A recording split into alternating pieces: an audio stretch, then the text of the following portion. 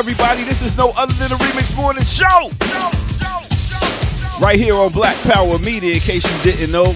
Now, we got one for you, one for the books. Right here, right now. We got a team that's coming up. We call it the Dream Team. First, let's start off with the Queen. Let's talk about Jackie Lukman. And spread your wings and get ready for Dr. Jared Ball. And that's all. Oh, wow, look at the balloons. Wow. It's a celebration. I like the intro. If I could dance, straight up, if I could dance, I would be doing the WAP. Why is it still doing that, though? Is it because your little getting balloons thing? I don't know. Because it said Free Palestine. Yep, that's what it is. That's what it is. Even Apple's on board. Yeah, we'll see. Yeah, right. Yeah. Psych.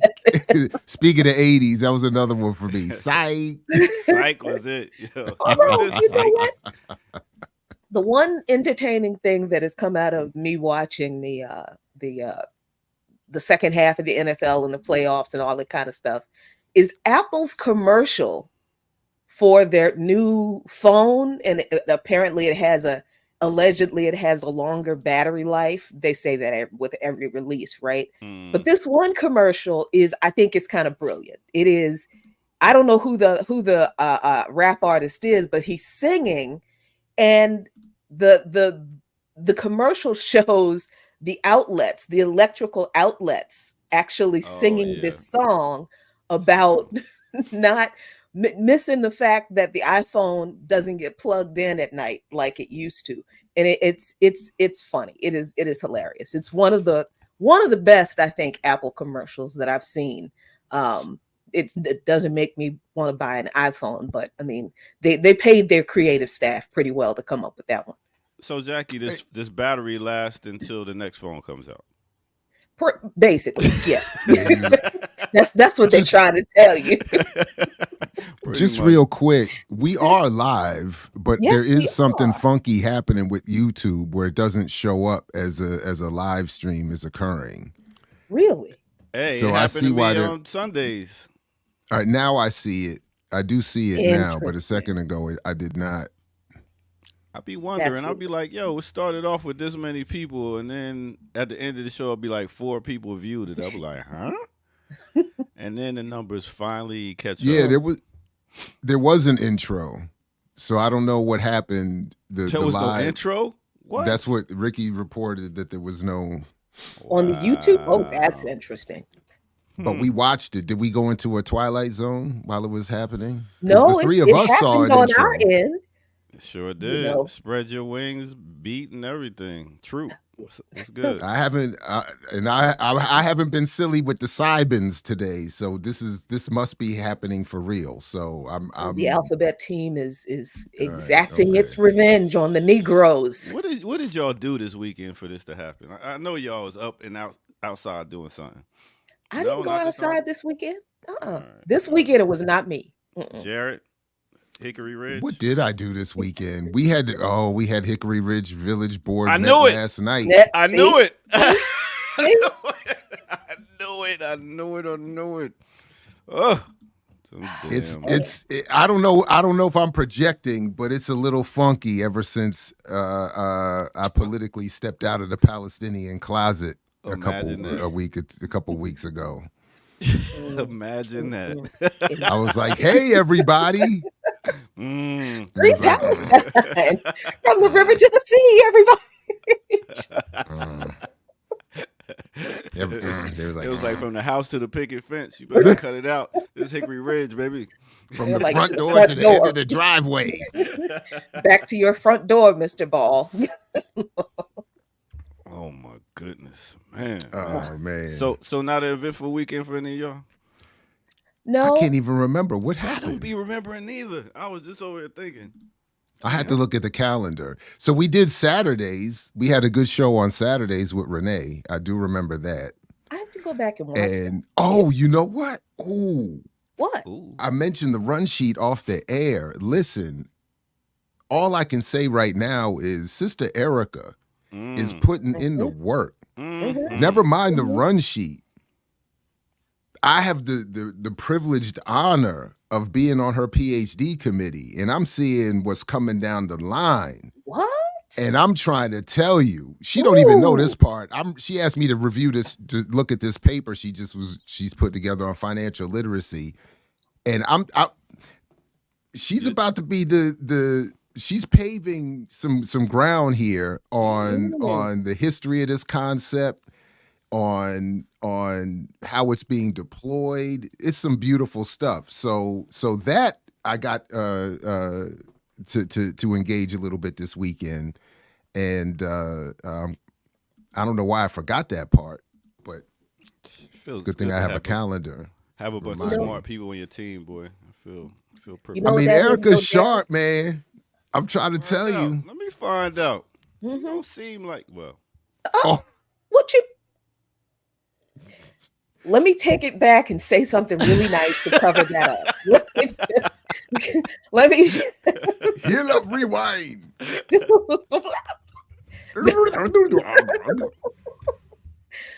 But you know what that is, Jared? That is organizing yourself out of a job.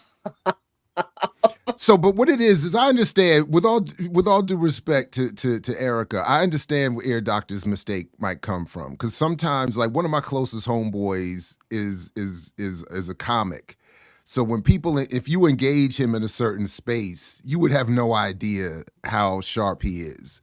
So sometimes Erica, maybe in being playful, in doing her brokish thing, in setting up the run sheet, she might, maybe she projects a more silly version or a more lighthearted version at times that Ear Doctor's picking up on. But please don't. What?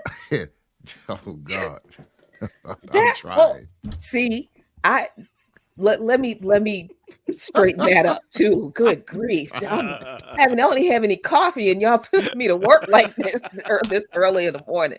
It's Erica's nice, quiet, sweet Southern girl. That's what it is. She's very nice and she's very quiet and she's very unassuming, and that's how people always underestimate us Southern girls. That's what happened. See, I was talking about Dolly Parton Southern. Yeah. No, it's like my man Skip Coon and them said, that Southerners talk slow but think fast, and sometimes that confuses the Northerners. All them geniuses from Jersey. And then the Northerners just talk you to death while they thinking. Yeah, okay. That's how it is. All them geniuses up there in Jersey sometimes get confused by the Southern pace. Speaking of, I will be in Jersey this weekend. My brother is getting out the Bing, so we're going to go celebrate that. You know what I'm saying? Nice. Be up nice. Right. Yeah. And please. Oh yeah, that's right. Don't take your own advice. Let that man enjoy himself. Welcome home, or welcome back to lesser unfreedoms. We can put it that way. I'm gonna stay in the present and enjoy the moment. Let that man live a little bit before you start with the lessons and the ruminations.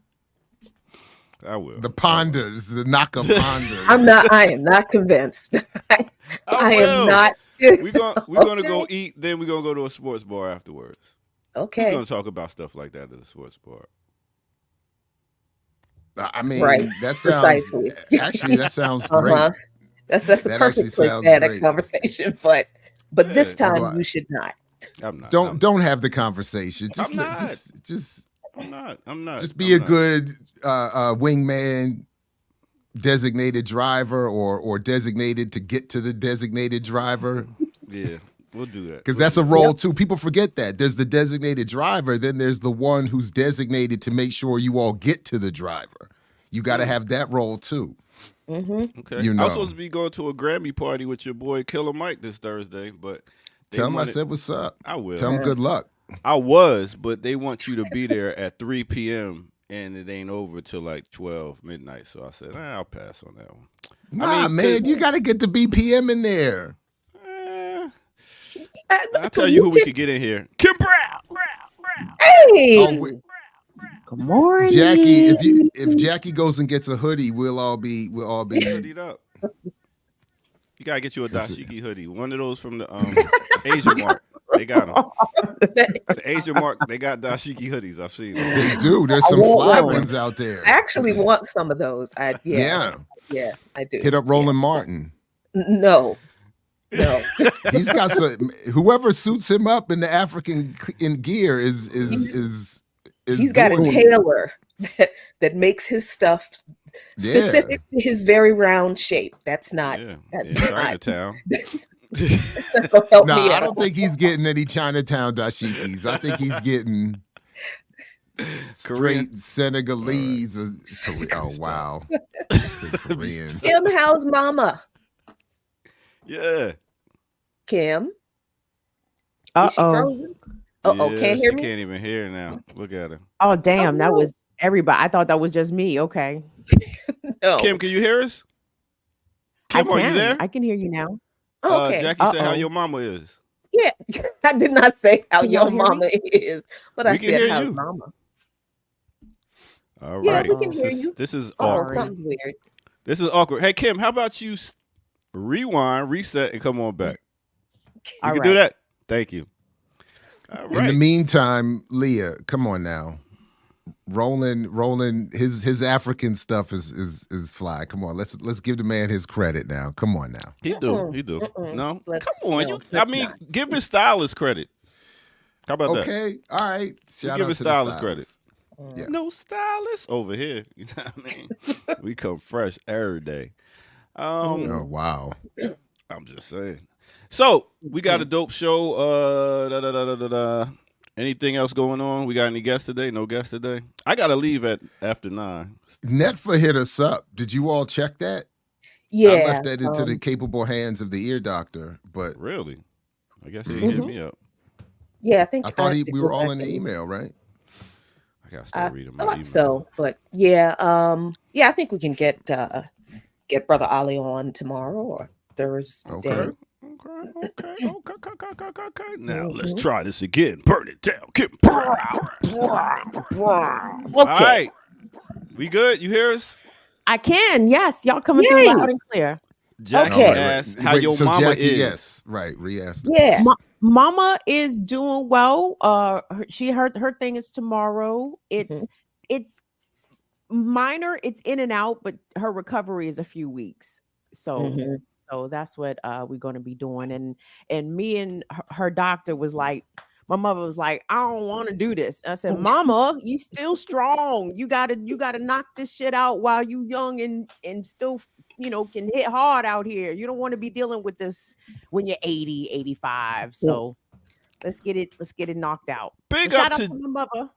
Yes, big shout out to your mother. Big up to Just Eldridge Media dropping $49.99. Good morning. Oh, I just did an Thank you. interview with Just Eldridge Thank you. Media a couple days ago. It's coming out Wednesday. I'm gonna show a little Nice. bit of it on Thursday. So big up to that brother. This good brother in the community. Thank you know what so I'm saying? much. Fantastic. Thank you very much. All right, that's how we starting this day off right here, right now. So let's go ahead and get into our first break, and then we're gonna get into some news and all that ting right here, right now, on no other than the Remix Morning Show. Damn, I ain't had a song already. Running your yap. Look I at told you Tuesdays are rough. God Believe. damn. All right, here we go. We're gonna get this song ready. Oh my God, what's going on here? Come on, man. There we go. Very. Hey.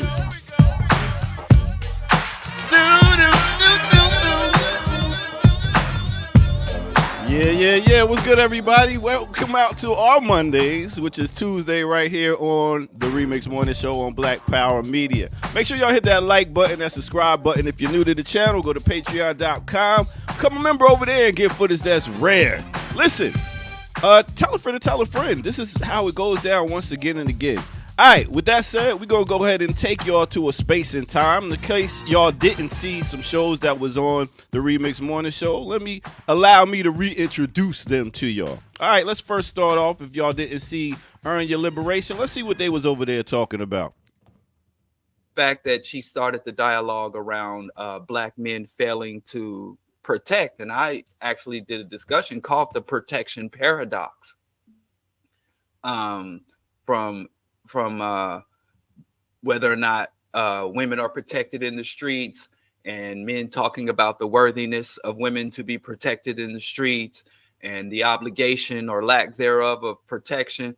The scam is actually relatively minor, you know, in the larger scheme of things, because again, so many scams out there. She's like a very low level scammer. There are people who scam the whole community for decades.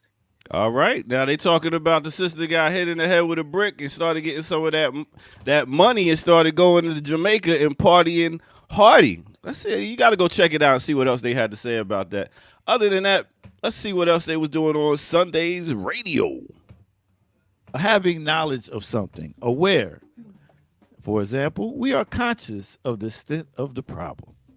Here's another definition: painfully aware. Sensitive to. He was very conscious of his appearance. So, when we talk about this word conscious and we talk about hip hop, we talk about conscious rappers and stuff like that, are we just talking about conscious that gives you knowledge of self? Conscious that makes you think on a certain level and makes you think about something? Because if we're talking about having knowledge of something and aware, couldn't 10 Crack Commandments be a conscious song? Things that make you say, You gotta go check that out. It's a pretty good discussion on there with pretty dope Dia and the Ear Doctor. So that is Sunday's radio, and that was Earn Your Liberation. But right now it's a Remix Morning Show. So let's go ahead and get back to it right here, right now. Let's go.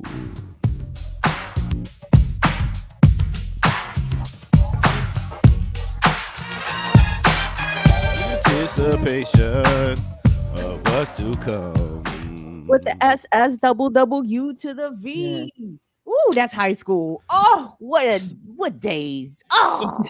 So I posed that question to y'all also because I did conscious hip hop, conscious rap. So the thing is, you know, what's conscious? Like conscious, as the definition of, is to be aware of something and to make others aware of it.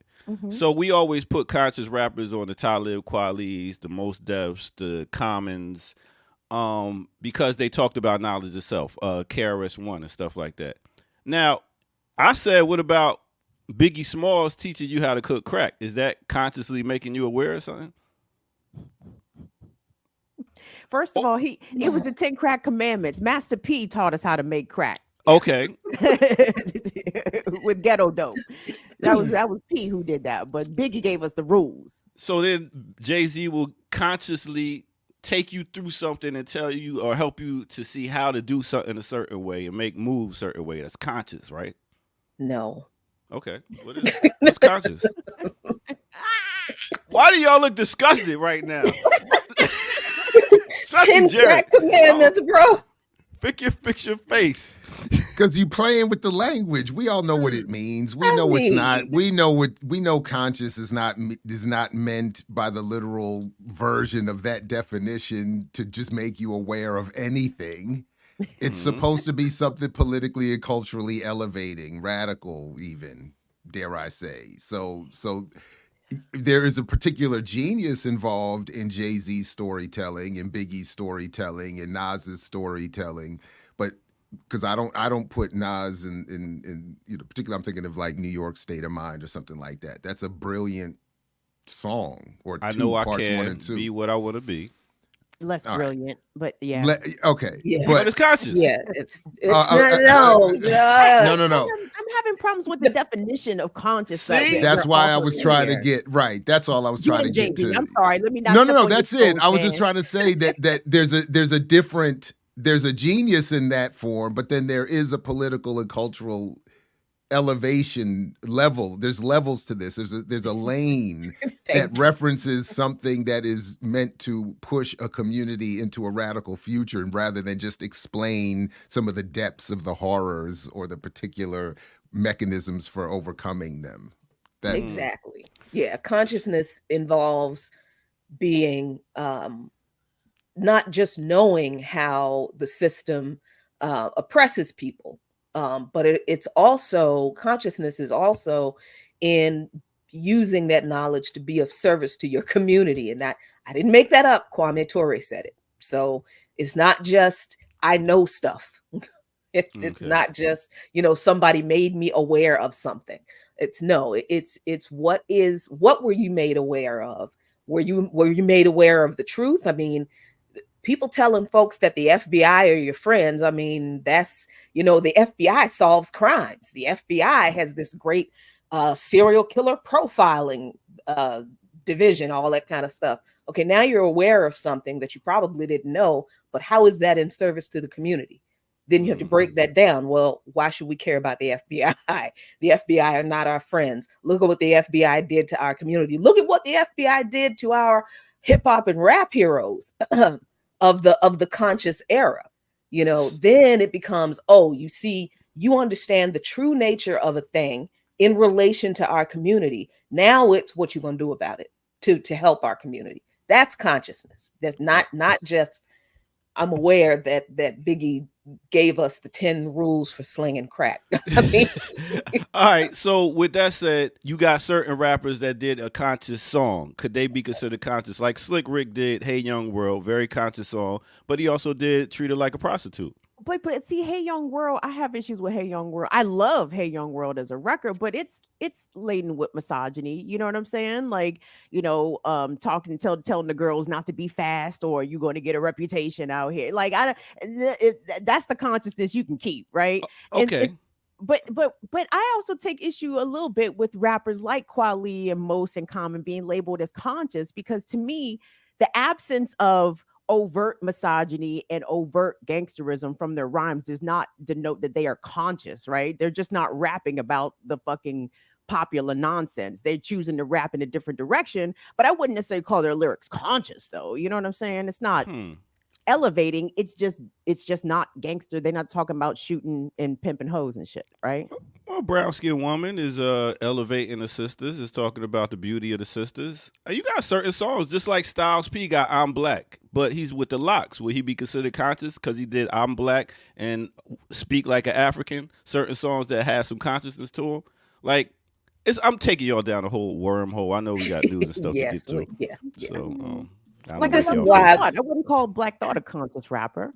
Thought just be flowing. You know what I'm saying? He ain't conscious. I wouldn't say he's conscious, but I was wondering about that one. Conscious. Yeah, Black but Thought.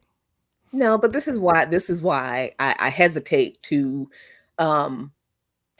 make a big deal about entertainers in general, whether they are conscious or not. You ain't. What are you doing? What are you doing? What are you doing? It's the entertainment is fine, the music is fine, and okay, but the question is the same. That's for us. What are you doing with this knowledge that you have to advance liberation for the community, not just to enrich yourself, but for the people? That's the question. So this is why I don't really get into, not anymore, who's a conscious rapper and who's not, because Okay. I don't think such a thing can be allowed to exist in the capitalist white supremacist music industry in this country. Kim, real quick, what they do? You don't consider that a roots conscious song? Yeah, I was truly trying to struggle with that question about Black Thought not being or that I'm point. just saying that's conscious. I mean, it's making a contradictory observation to the normalization of the glorification of materialism in the culture. So I mean, it's making them aware of it. Yeah, but I mean, does one song make you a conscious rapper? That's what I was trying to get to. Well, that's what I was also asking, because Black Thought, the first thought I had was, pun intended, was that part of the verse where he says in, I used to really like that song too, I can't remember it now, but the ghetto might as well be the Gaza Strip. So I'm wondering how many of those types of bars and lines get you into consciousness. Because I've argued the reverse, that Nas gets a lot of credit for years ago saying the Greeks learning something deep from their teachers. And then that's all. And then it was like, to what? But so yeah, I mean, that's All right. Well, let me get out of here before I start some more. Yeah, get out of here, man, because you be All making right. my head hurt sometimes. Yeah. First thing in the doggone morning. But I just want to be clear. Biggie's 10 Crack Commandments is on the other side of that line, wherever the line is. That for me. And then I just a shout out to the AAPRP in our attempt to study Nkrumah's consciencism. Just speaking of consciousness, and as he said, it's material basis. But okay, we slapping maps.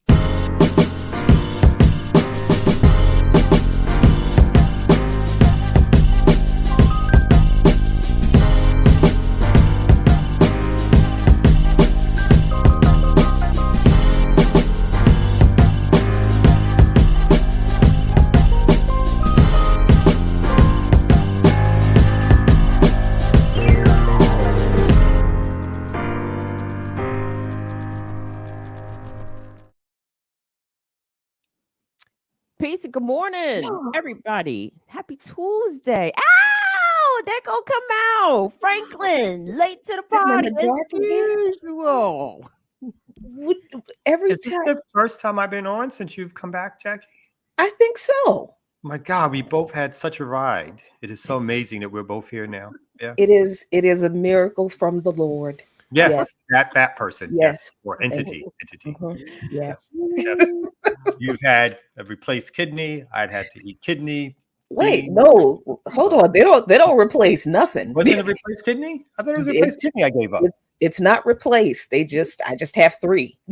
You have 3. Oh, wow. You got Okay. 3 kidneys? That's dope. Wow. That's like Total Recall. What's going on? I know. over there, Jackie? What's I happening?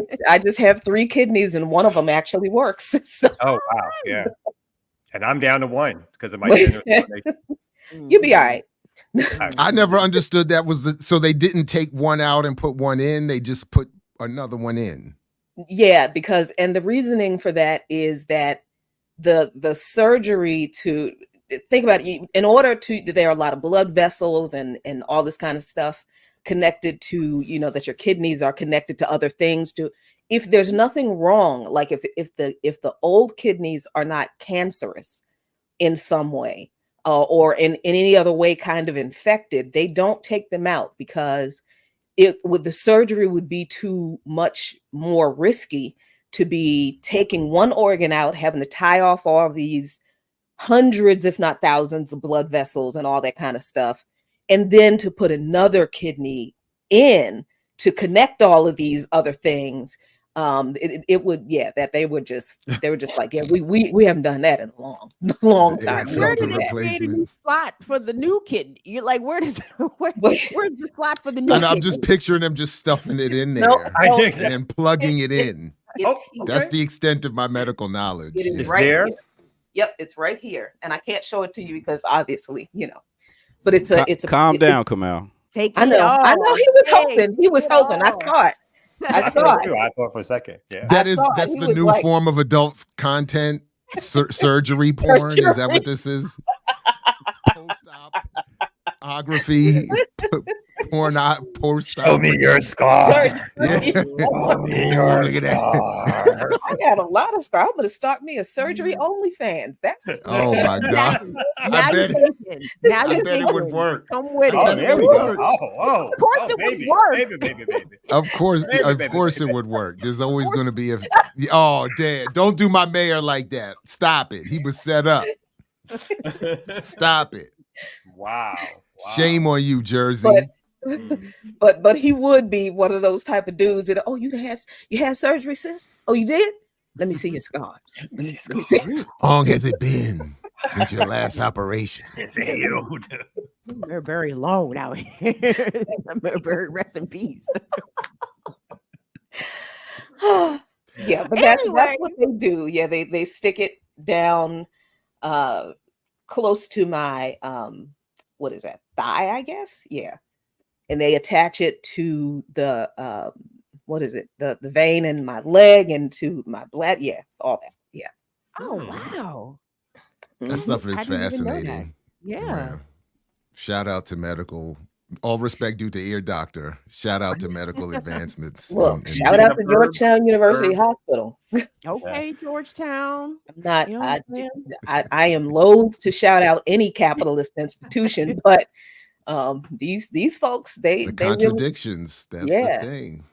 and then I found out that they do at least 10 organ transplants a week. Oh, damn. So it's like, so I mean, I always wonder, like, whenever I go in to get my blood work done, the place is full. And, I see the same people every 2 weeks, every week now, every week, every 2 weeks, whatever. But there's always some new people. And they Georgetown University Hospital, I'll give them their props for this. I'm not even joking. If you have to have a transplant, I highly recommend it. Yeah. Wow. Very nice. Right on. All right, before we get into the news real quick, Kamal, we've got some money coming in, and everybody got paid last week, so just to let you know. Get them. Read them. Oh, put it back up. Right, we didn't have it. Good morning. What it do, fam? Just Eldridge Media. Yes. Oh, that's yeah, he want to interview you also. Let me Who, me? Yeah. Nice. Maybe. Oh, damn. It's just maybe. Maybe. I mean, I gotta check with people. Let your people talk to my people, and I got come off this magnanimous act of giving me one of your kidneys, and this is how you. I'm trying to distance myself from the masses. I'm trying to distance myself. Don't feed into that, Jackie. Don't feed into distance myself from the masses. How can this thing come out? They always disappoint I'm gonna you. give it back. They always disappoint you. The masses. They always disappoint you. And the first story Erica got us. So if with all due respect to Erica, who in addition to setting up our run sheet is again on her path to producing groundbreaking research, which I can't wait to see more of. I would like, if we could, to just give a quick shout out to Electronic Intifada and start with a reference to that situation from the perspective they were covering it the other day, because we often, unfortunately, the reality is it's a one-sided, abusive, genocidal situation. But not everybody is just, I mean, there's some inspirational responses happening. So I didn't have anything queued, but I just wanted to, in this one of their most recent videos, how Palestinian resistance uses drones. I just wanted to show just a little bit of what they're showing is footage of Palestinian resistance fighters and the levels of technology they're able to engage and put to their use. Tunnel operation took place. Now we're seeing here a combination attack. We see the troop carrier, and that's a Shawaz, the explosively formed penetrator bomb, being remotely detonated. See, you can see the Yasin hasn't been fired yet. So they're now doing complex attacks where they're setting off a Shawaz device against the tank and then hitting it with then hitting it with a Yasin, which is this, and they're showing here dog tags from the soldiers from the burning armored vehicle that they have just hit. And so we're seeing these videos that don't match Israeli death tolls. Their casualty counts in the last 2 weeks, basically since the new year, they basically aren't recording them. They're dripping them out dribs and drabs again. We know that there's situations like this where there's 6 and 8 soldiers. That's a troop carrier. There's 12 soldiers in that troop carrier, and they're showing 10 dog tags. So how did they get 10 dog tags out of a troop carrier? Where's the rest of the force? Where's the evacuation force? The numbers of Israel's dead are clearly a lie. And just like October 7th, eventually these statistics will come out and the truth will come. So I just wanted to the video, I'm obviously not doing it justice. If you watch the entire clip and discussion of it, what the Palestinians are doing technologically, guerrilla warfare, tactically, is heroic. I mean, I'm certain, I'll speak for myself. It's not to glorify violence or to do any of that or to whatever, but it is to say the version of the events that Israel is promoting, this idea that Palestinians are just about so-called suicide bombing, that they're not engaged in high level military tactical. I mean, is nonsense, and they are. I mean, it's an impressive response, and Israel is getting. I mean, their troops are. I mean, they're getting obliterated all over the place, and then the Israeli population in the world is being lied to as to the extent of Israeli losses, and they don't want to acknowledge all of this stuff. The Palestinians that they tactically have mastered, the so-called going through the walls techniques, coming up out of tunnels all over the place, using drones. And then to their point, and I'll stop here, is that they say these fighters go not home per se, because I mean obviously they're still being destroyed, but they're going back to their bases, they're going back to their tunnels, they're fighting and going back and coming and living and going on and showing the dog tags of the Israelis to prove it. So I just thought it would be a nice way to start that way. Sorry, Jackie, go ahead. Yeah, no, that's you know what, long live the resistance, and I hope Hamas and the resistance wins. You know, this sounds like Vietnam all over again to me.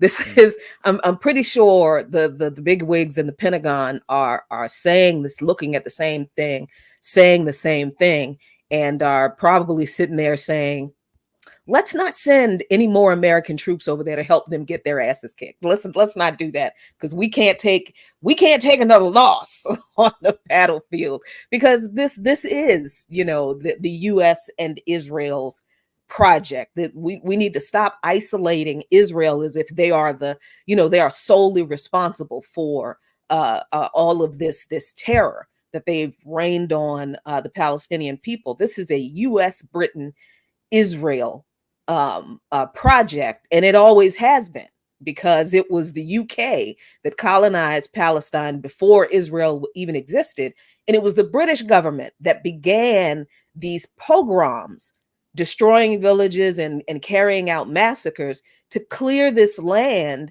of the people, to give it to this new Israel, this new entity called Israel. So the UK doesn't get the kind of smoke it deserves for creating what has now happened in Palestine, and the US doesn't either.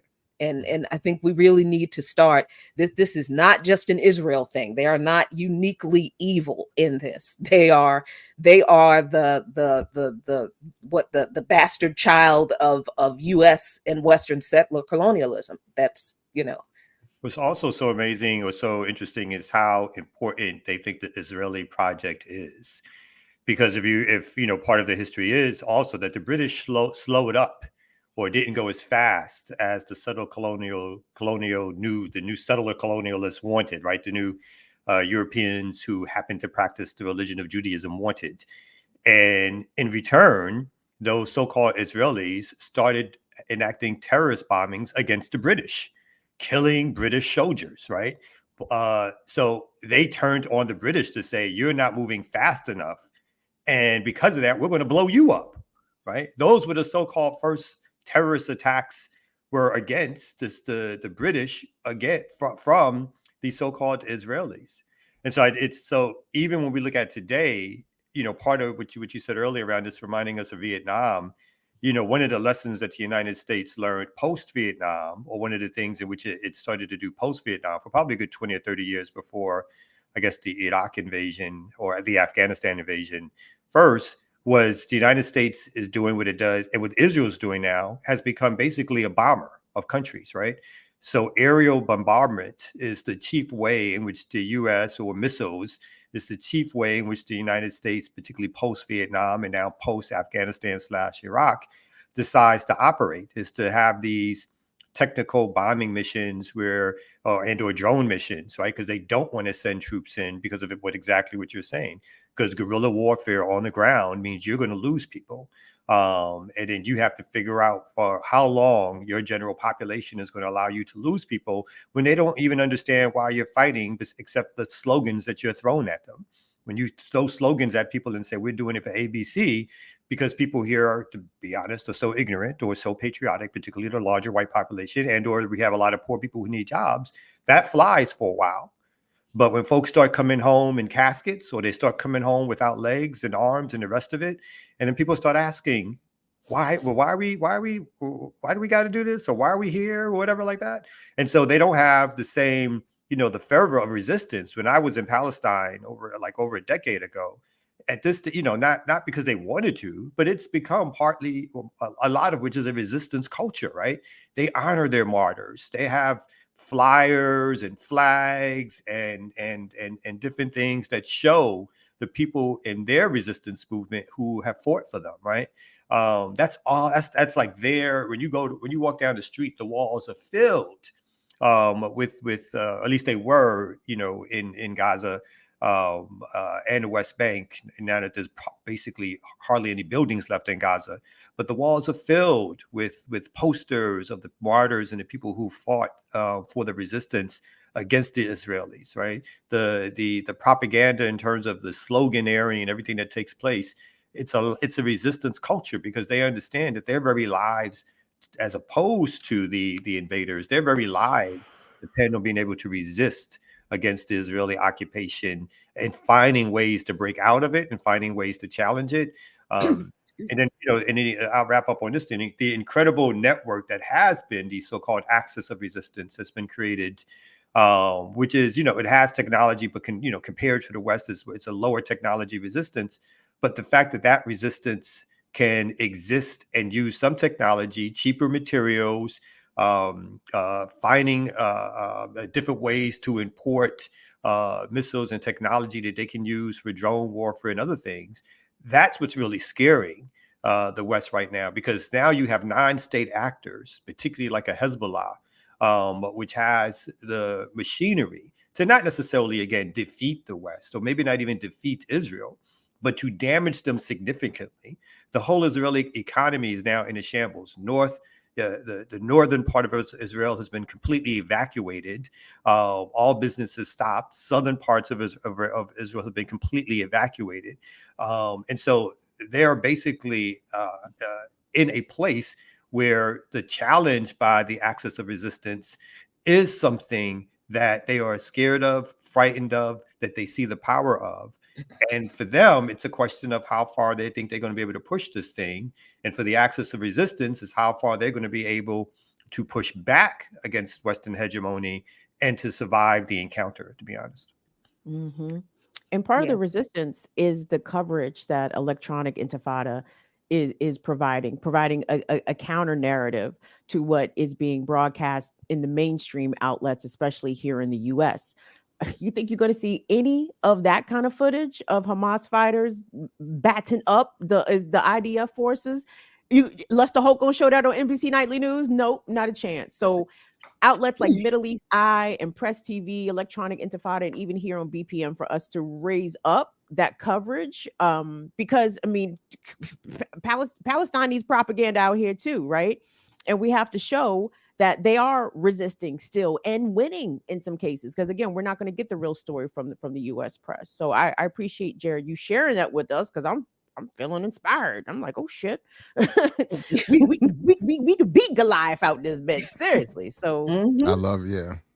And by the way, real quick, one other thing they did after Vietnam was stop letting independent journalists go with.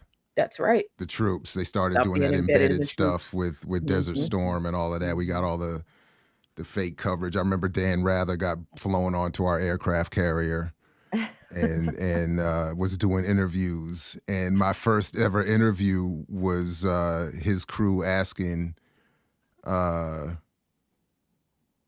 they said, what do you think about Bill Clinton's don't ask, don't tell policy and homosexuals on the aircraft carrier? And I said, and I remember my exact answer was, something almost exactly like, I said, I don't know anything about gays on board, but I know there's a lot of racists.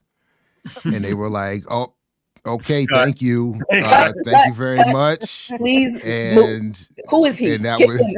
exactly. There'll be editing on that. and there were no follow-ups, no nothing. And Now, yeah, all I'm so hearing but is yeah. that there is some CBS archival footage of Jared Maybe. Hall in Desert Storm. that's what I Some just heard. B-roll that they Where they might, they- it's the best they got him walking away in some scene. No They- audio whatsoever. in the But- background, like, what happened? What happened to the rest of the interview? But they got you going like this, and it's like this soldier upset because he hasn't seen combat yet, looking There was, right. Dan was like, I'd rather not. Sit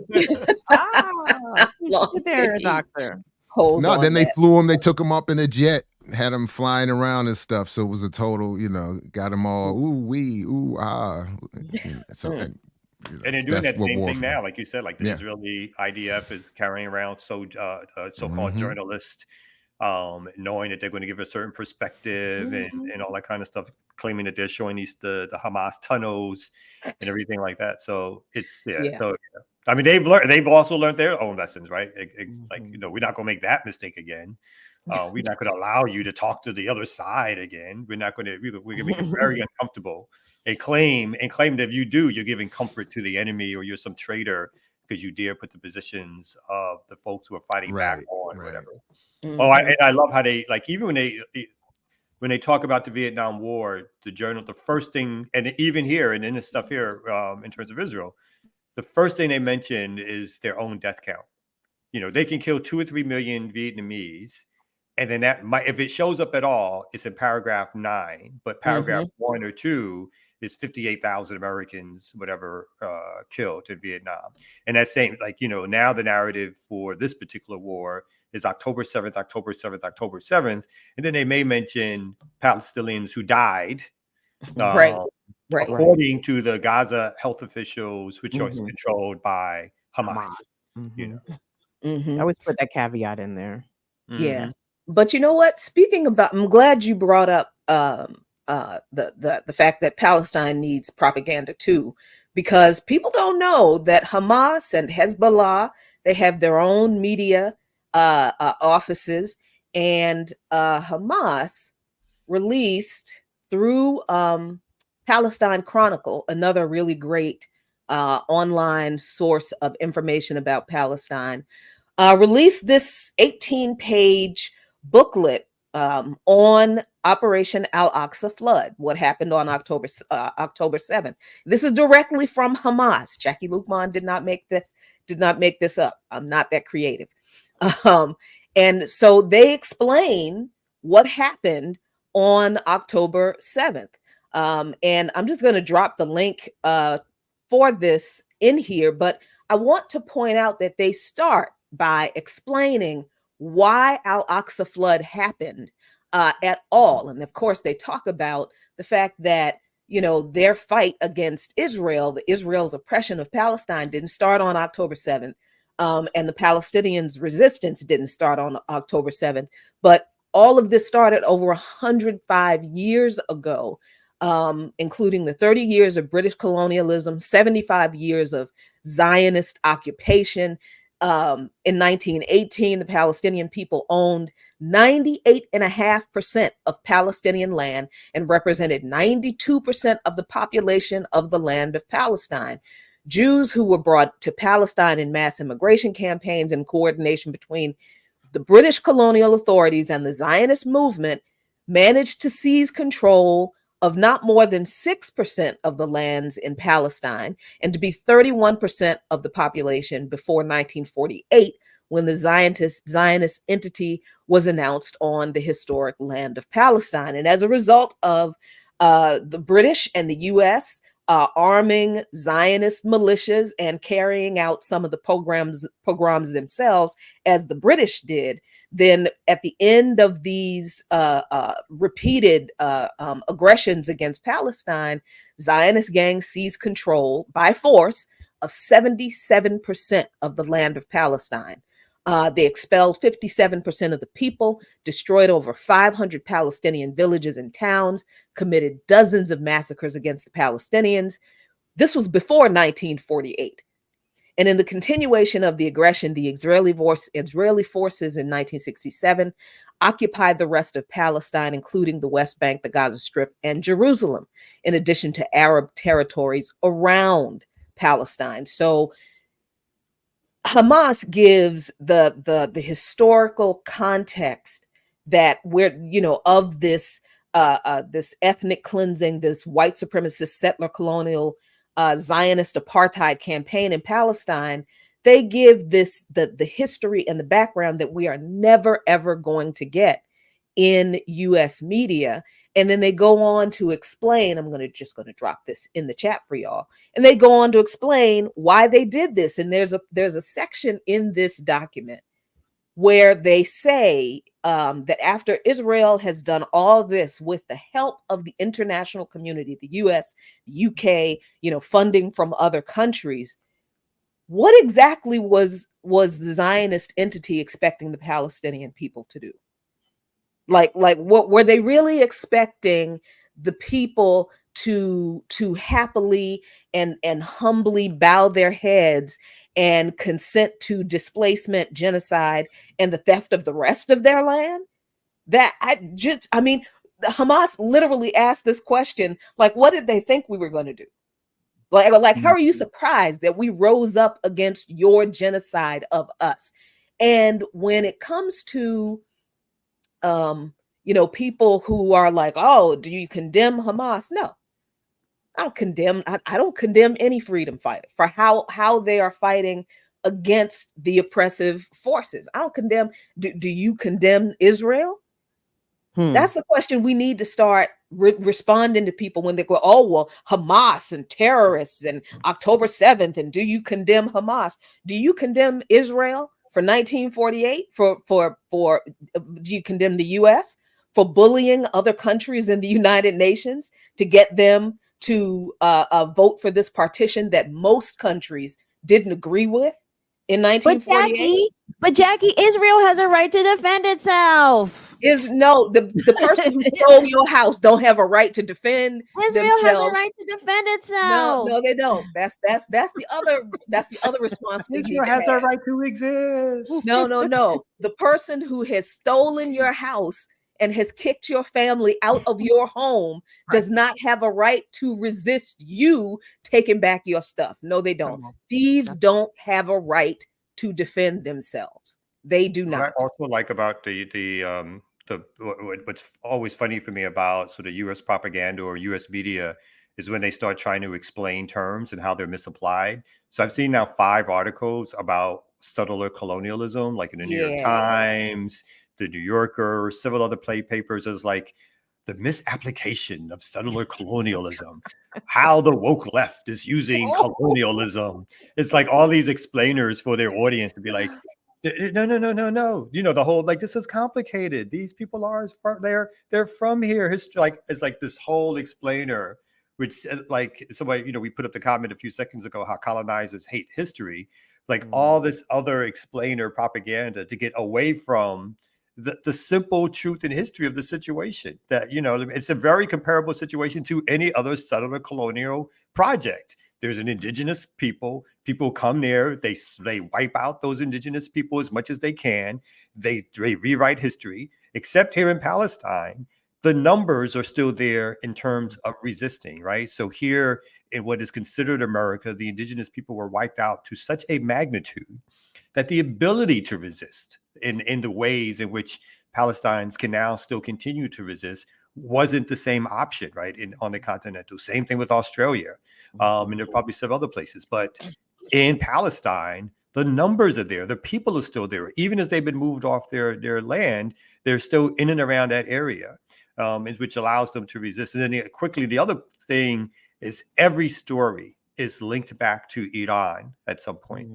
Every story is the Iran supported this, or the Iran backed this, or the Iran, either the militia or Hezbollah or Houthis. It's never a missed opportunity to try to suggest that Iran has cooked up all of this stuff to destabilize their their own homeland, like the area of the world in which they're at, Right. and that the U.S. is only there, to help support or help keep calm. So the ways in which they move their propaganda is it's tried and true and old methods. But again, I just love the fact that there's been so much breakthrough through these various media outlets, through social media, through us, through other places that allows a better way to get alternatives out there, or the truth out there for people to consider and have to deal with. So I think it's one of the few things that I can say about this time period, which we have to take as some sort of victory in terms of the ability to push back against propaganda that they've invested literally billions of dollars to create, and now which is not working. Jared, do me a favor, check your email real quick. I wanted to play you guys' clip, related but not exact, where Joe Biden was asked by a reporter regarding the U.S. airstrikes in Yemen against the Houthis, the Houthi rebels. I love the word rebel for some reason. After this break, we should. Well, hold on. It's 6 seconds, Ear Doctor. 6 seconds, Ear Doctor. All right. Please, thank you so much. It's really quick. You see it, JB? I do. I just wanted to say, while you were talking, Kamal, I looked it up, and there you were right. There's so many headlines. CNN even endeavoring to tell us what settler colonialism means. It was like you got to be kidding. They might have tapped Mark Lamont Hill to come on there and talk about settler colonialism. Not anymore. Oh. Not anymore. Great video. Yeah.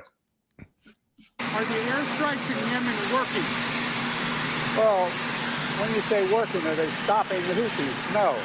Are they going to continue? Yes. Thanks. 4 more years. 4 more years. Is the shit working? No. Are we going to stop? Hell no. I hate it here so bad. But Go ahead, Jared. I just saw. I don't like to give him too much credit, but I did see one of the clips from Saturday Night Live's Weekend Update where they did the dude. They put up the pictures of Biden versus Trump, and the dude was like, the one thing I don't think of when I think of 2020 is let's run it back. But here we are. Let's run that one back. You know what I mean? We are at Groundhog Day land again. So bad. But I mean, just the commitment of the United States to bombing Yemen lets me know. It looks to me, it's like I look at that and I'm like, oh, y'all are scared, because Yemen has done something that I don't think the capitalist dictators like Biden and them, I don't think they expected Yemen to step up like this. Like Yemen was like, ain't nothing is coming into this. Nothing. This Red Sea, nigga. Is that an Israeli ship? Turn it around. No, they ain't getting no food. They ain't get no food, no fuel, no go zone. No go Two zone can right play here. that game. And Yemen all by itself pretty much was like, wow. Nope. But again, all this anti-Americanism is just a mess. Shame on all of you. This is American stick-to-itiveness. Look This is here, a commitment to manifest whiteness. Ooh. You know, it's a commitment. Yeah, you got to admire that. Everybody else's lives. You got to admire that. They're not just going to quit. Ever forward. Speaking of not quitting. Bam. All right. Okay. I just got to go somewhere, y'all. That's all. We're going to be here for the whole show again? No, he left us breaks. Again. Listen. Where you got to go, Ear Doctor? Did you teach afternoon classes? I got to go teach. Anyway, listen, y'all are on it today. Y'all level of consciousness is unyielding, I must say. Oh, wow. Well, thank you. No Thank doubt. you. I will take that as the compliment that you probably didn't mean it, but I'll take it. Ouch. Big up to MX JG, $10. Drones are the new equalizer for freedom fighters since the Soviet AK and RPGs. Right? Yo, in the rest of that video, they show very accurate use of RPGs to target an Israeli soldier in a window in an apartment building. Oh shit! And it's so one of the points that they make that I left out was so shout out to the super chat. In addition to the willingness to fight back, is that they're clearly training. This isn't now, I never shot one of those, but you're not going to just be lucky like that. You know what I mean? So at some point they're getting training in before they're engaging in these operations. So this which is even, I mean, Impressive. Say it's impressive. It's impressive. impressive. It's awe-inspiring. All right, remixers, y'all go ahead and digest that food as I get ready to cleanse your palate with a quick break right here on the Remix Morning Show. Y'all like that?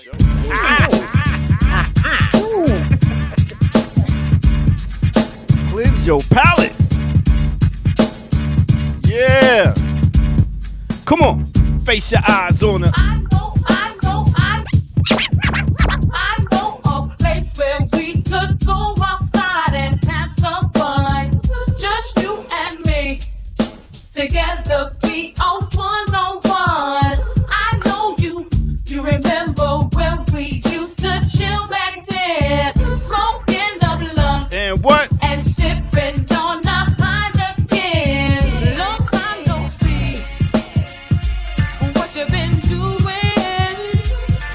Is everything alright? I know you know that I've been fooling, even though I've been out of sight. Yeah, right here on the Remix Morning Show. Make sure y'all hit that like button, subscribe button if you're new to the channel. Go to patreon.com. Go become a member over there and get footage that's rare. This right here is the Remix Morning Show. And as you hear in the background right there, we got a little bit of Sweet Sable. Now, Sweet Sable came out in 1994 off that Above the Rim soundtrack. So you can rock out with that if you want to. And no other than Smooth the Hustler right here with Broken Language. All right, let's go ahead and get back to our crew. Yeah, you know how we do. Soundtrack era. Oh my goodness.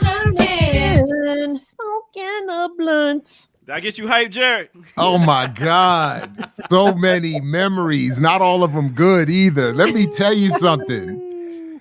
Youth, a 40 ounce, and Broken Language is not a good combination. That was not a good. That song had me in a lot of trouble, boy. That joint right there, boy. Oh my God! And it's relentless. The verses, there's no hook. It's just. I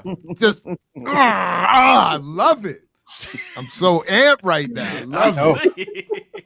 The beauty of music. Well, listen, y'all. Thank y'all for coming through. I will catch y'all tomorrow morning. Y'all have a great show. Are you gonna have a full day tomorrow? You gonna be here the full day tomorrow? We'll see. We got to start docking salaries. We I got know. to. Yeah. I always try to make him stay a little longer, hoping he'll be late and he'll get fired, but he never falls for it. He always, he always just jumps off. Because he's Kamal professional. predicted. He The predicted Ear commitment. Doctor would make it like a week, 2 weeks tops. I mean, 4 there's gotta years be later. somebody complaining. Mhm. There's got to be some parent who's like, "Look, Oh, you somebody talking call about my that child." job? I thought Yeah, you that meant job. this Not one. this job. I want that job. I don't want him to quit this job. I found out the hard way how important he is. When I was asked to push buttons and shit, I was like, "Oh damn! Like there's a break. I gotta do this." I bet you Ear Doctor is getting outstanding reviews from the children and from the parents. It can't be. That can't be true. I wouldn't doubt it. No, he's a nice guy. There's got to be some parent that's like, look, my child had COVID, and this guy who you have here, his instructions was for my child to get more fresh air and to eat fruit as a way of taking care of it. And I just think that's not a good, way to go for teaching health or. He told my kid that, if they go to the hospital, they'll probably die. You guys, I mean, it seems as though, let statistics say, but a lot more people are taking on those views. Like I saw a story recently. It said that the vaccination rate for children from regular childhood diseases is amongst the lowest it's ever been. People are not getting their kids that measles, mumps, and rubella. And I have even questions. that, or even those. Oh, I thought you just meant the COVID vaccine. The COVID ones? No.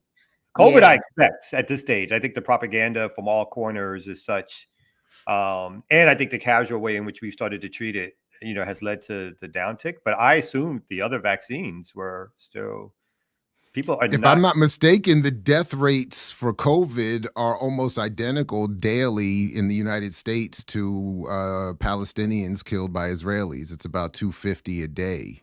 Damn. Are still dying from COVID. So in this Mhm. country, so I'm and never 250 leaving a this house. day. So, but I mean, but overwhelmingly, again, if I know the people will criticize the sources, but the prevailing wisdom at least seems to suggest that overwhelmingly those people are either not vaccinated or have really many other issues. The death rates among relatively healthy vaccinated people are pretty low. So it's including not just death rates but prolonged hospitalization, et cetera, and so forth. They're pretty low for people.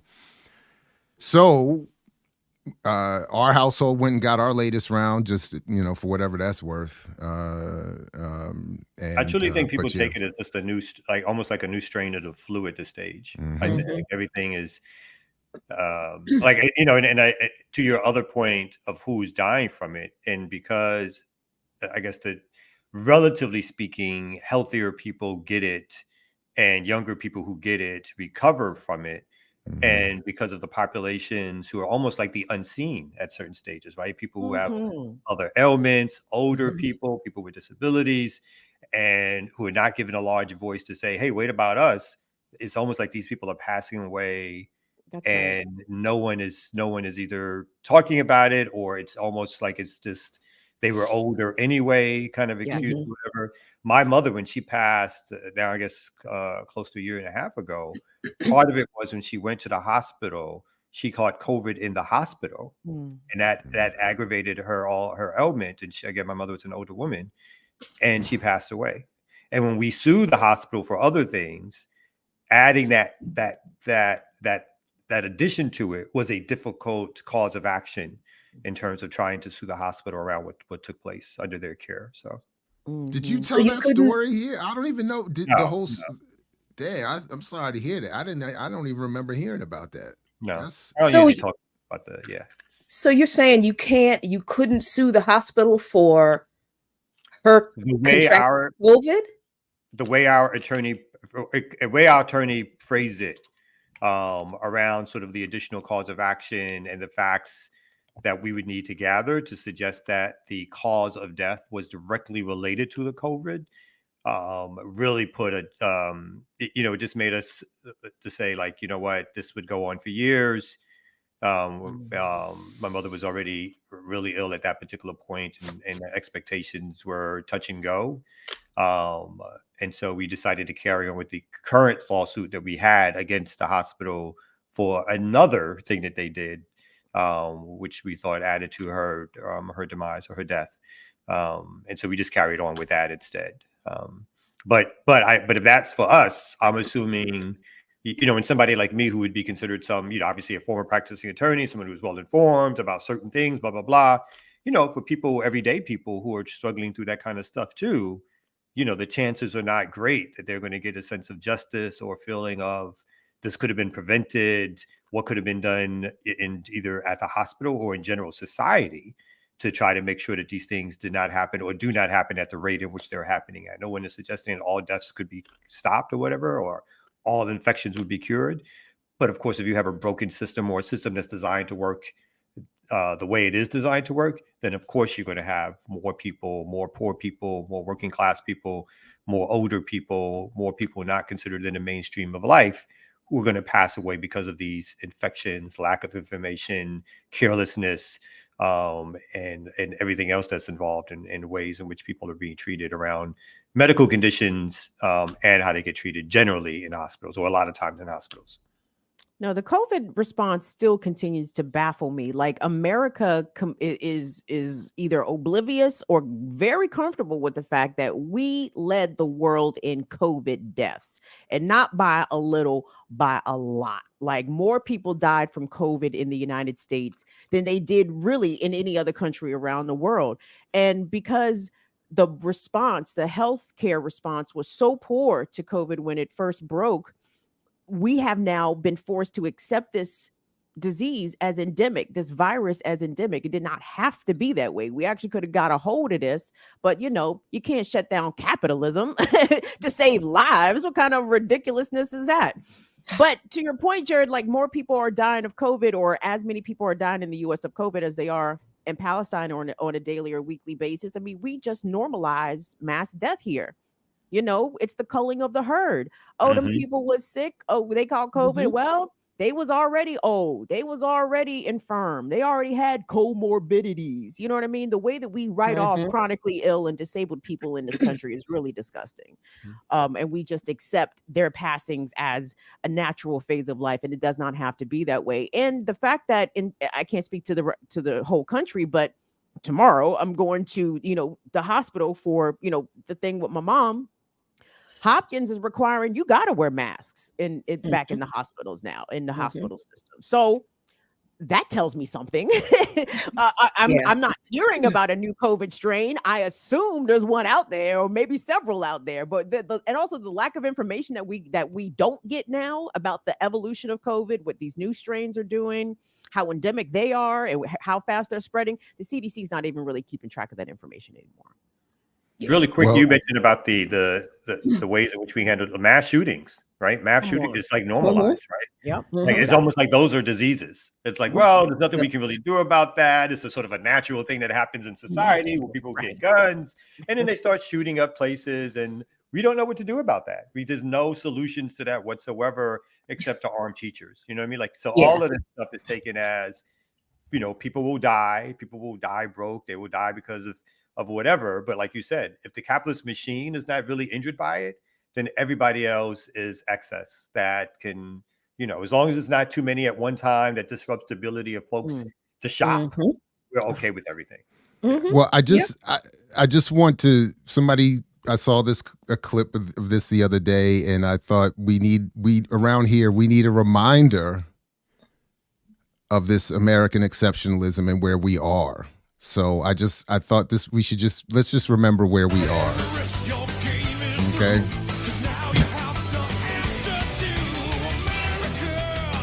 Fuck yeah! Fuck yeah!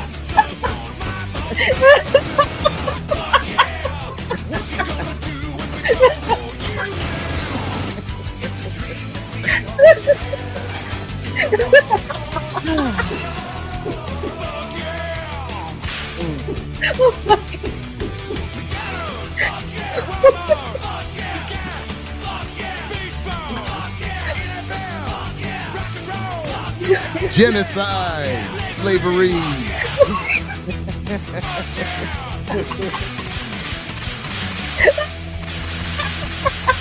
Oh wow. Yeah, just sounds about right. Just anytime you need a reminder where you are. Boy. COVID deaths. Asylum other places? Can we apply for asylum somewhere else? I don't know, but I'm in a few years we're going to find out. I don't know.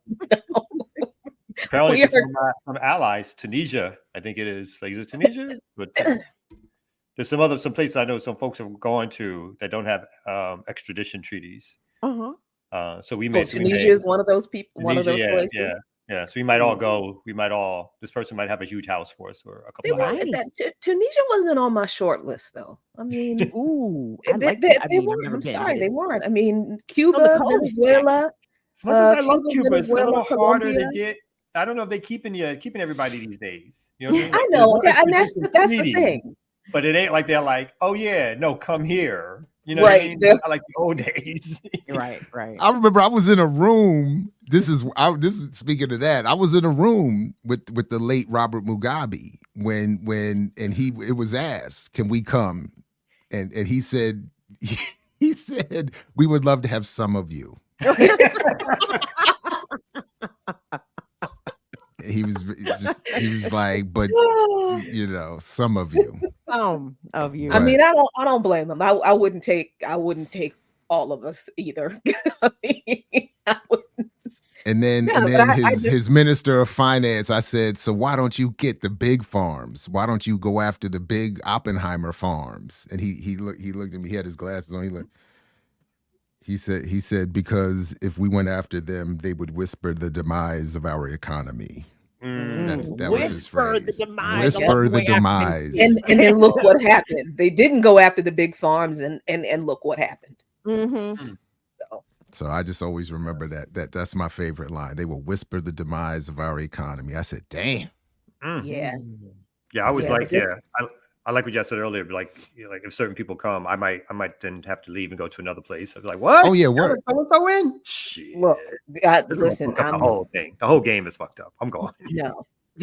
No, me and Abdus had a 10-year plan. We're going to travel, go to Cuba, go to Venezuela, go to Colombia, go to a couple places on the continent and see what it's like, whether we think we can. I don't think it's 10 years anymore. I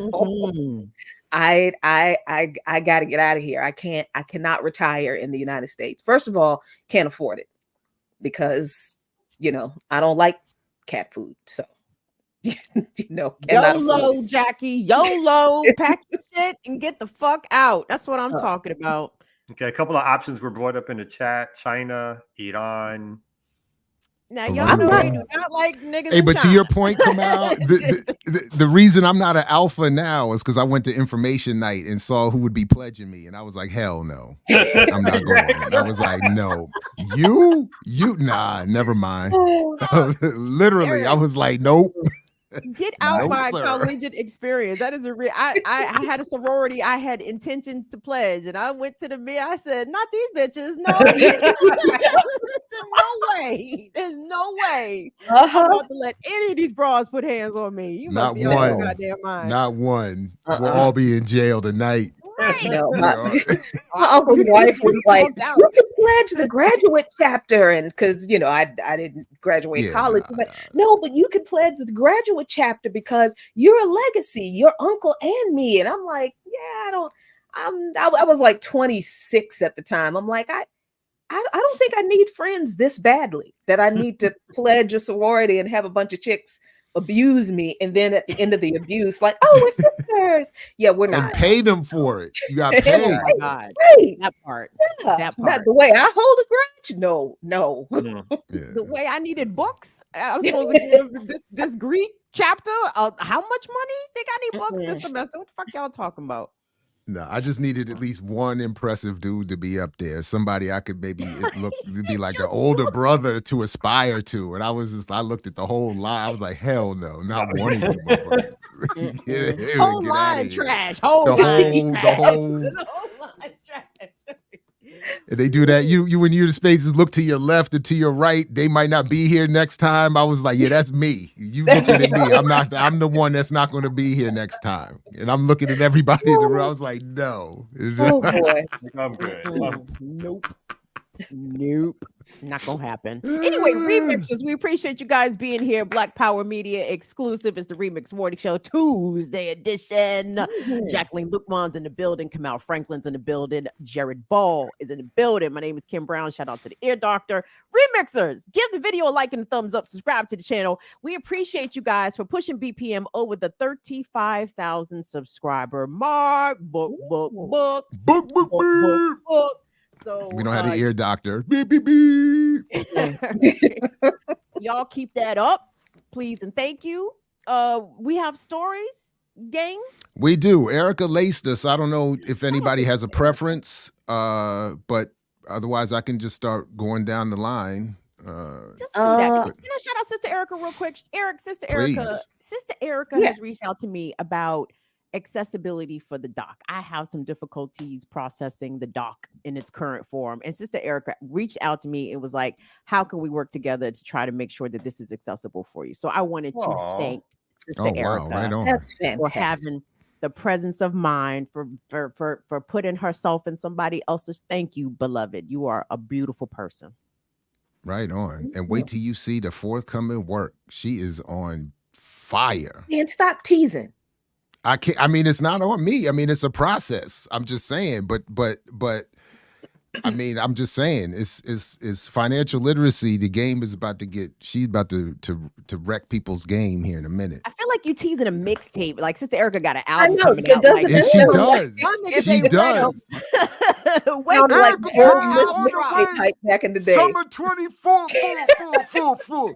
Hot wait till new, Sister Erica's new. album drop. Y'all niggas ain't ready for this financial literacy. Y'all Hot off niggas the is not block. ready. What's the name of the I hear album, all Sister the Clue explosions and Right. Case Slay. Summer 24, financial literacy is over. Right. Ooh, Ear Doctor should make her a promo, a little He segment. should. He should.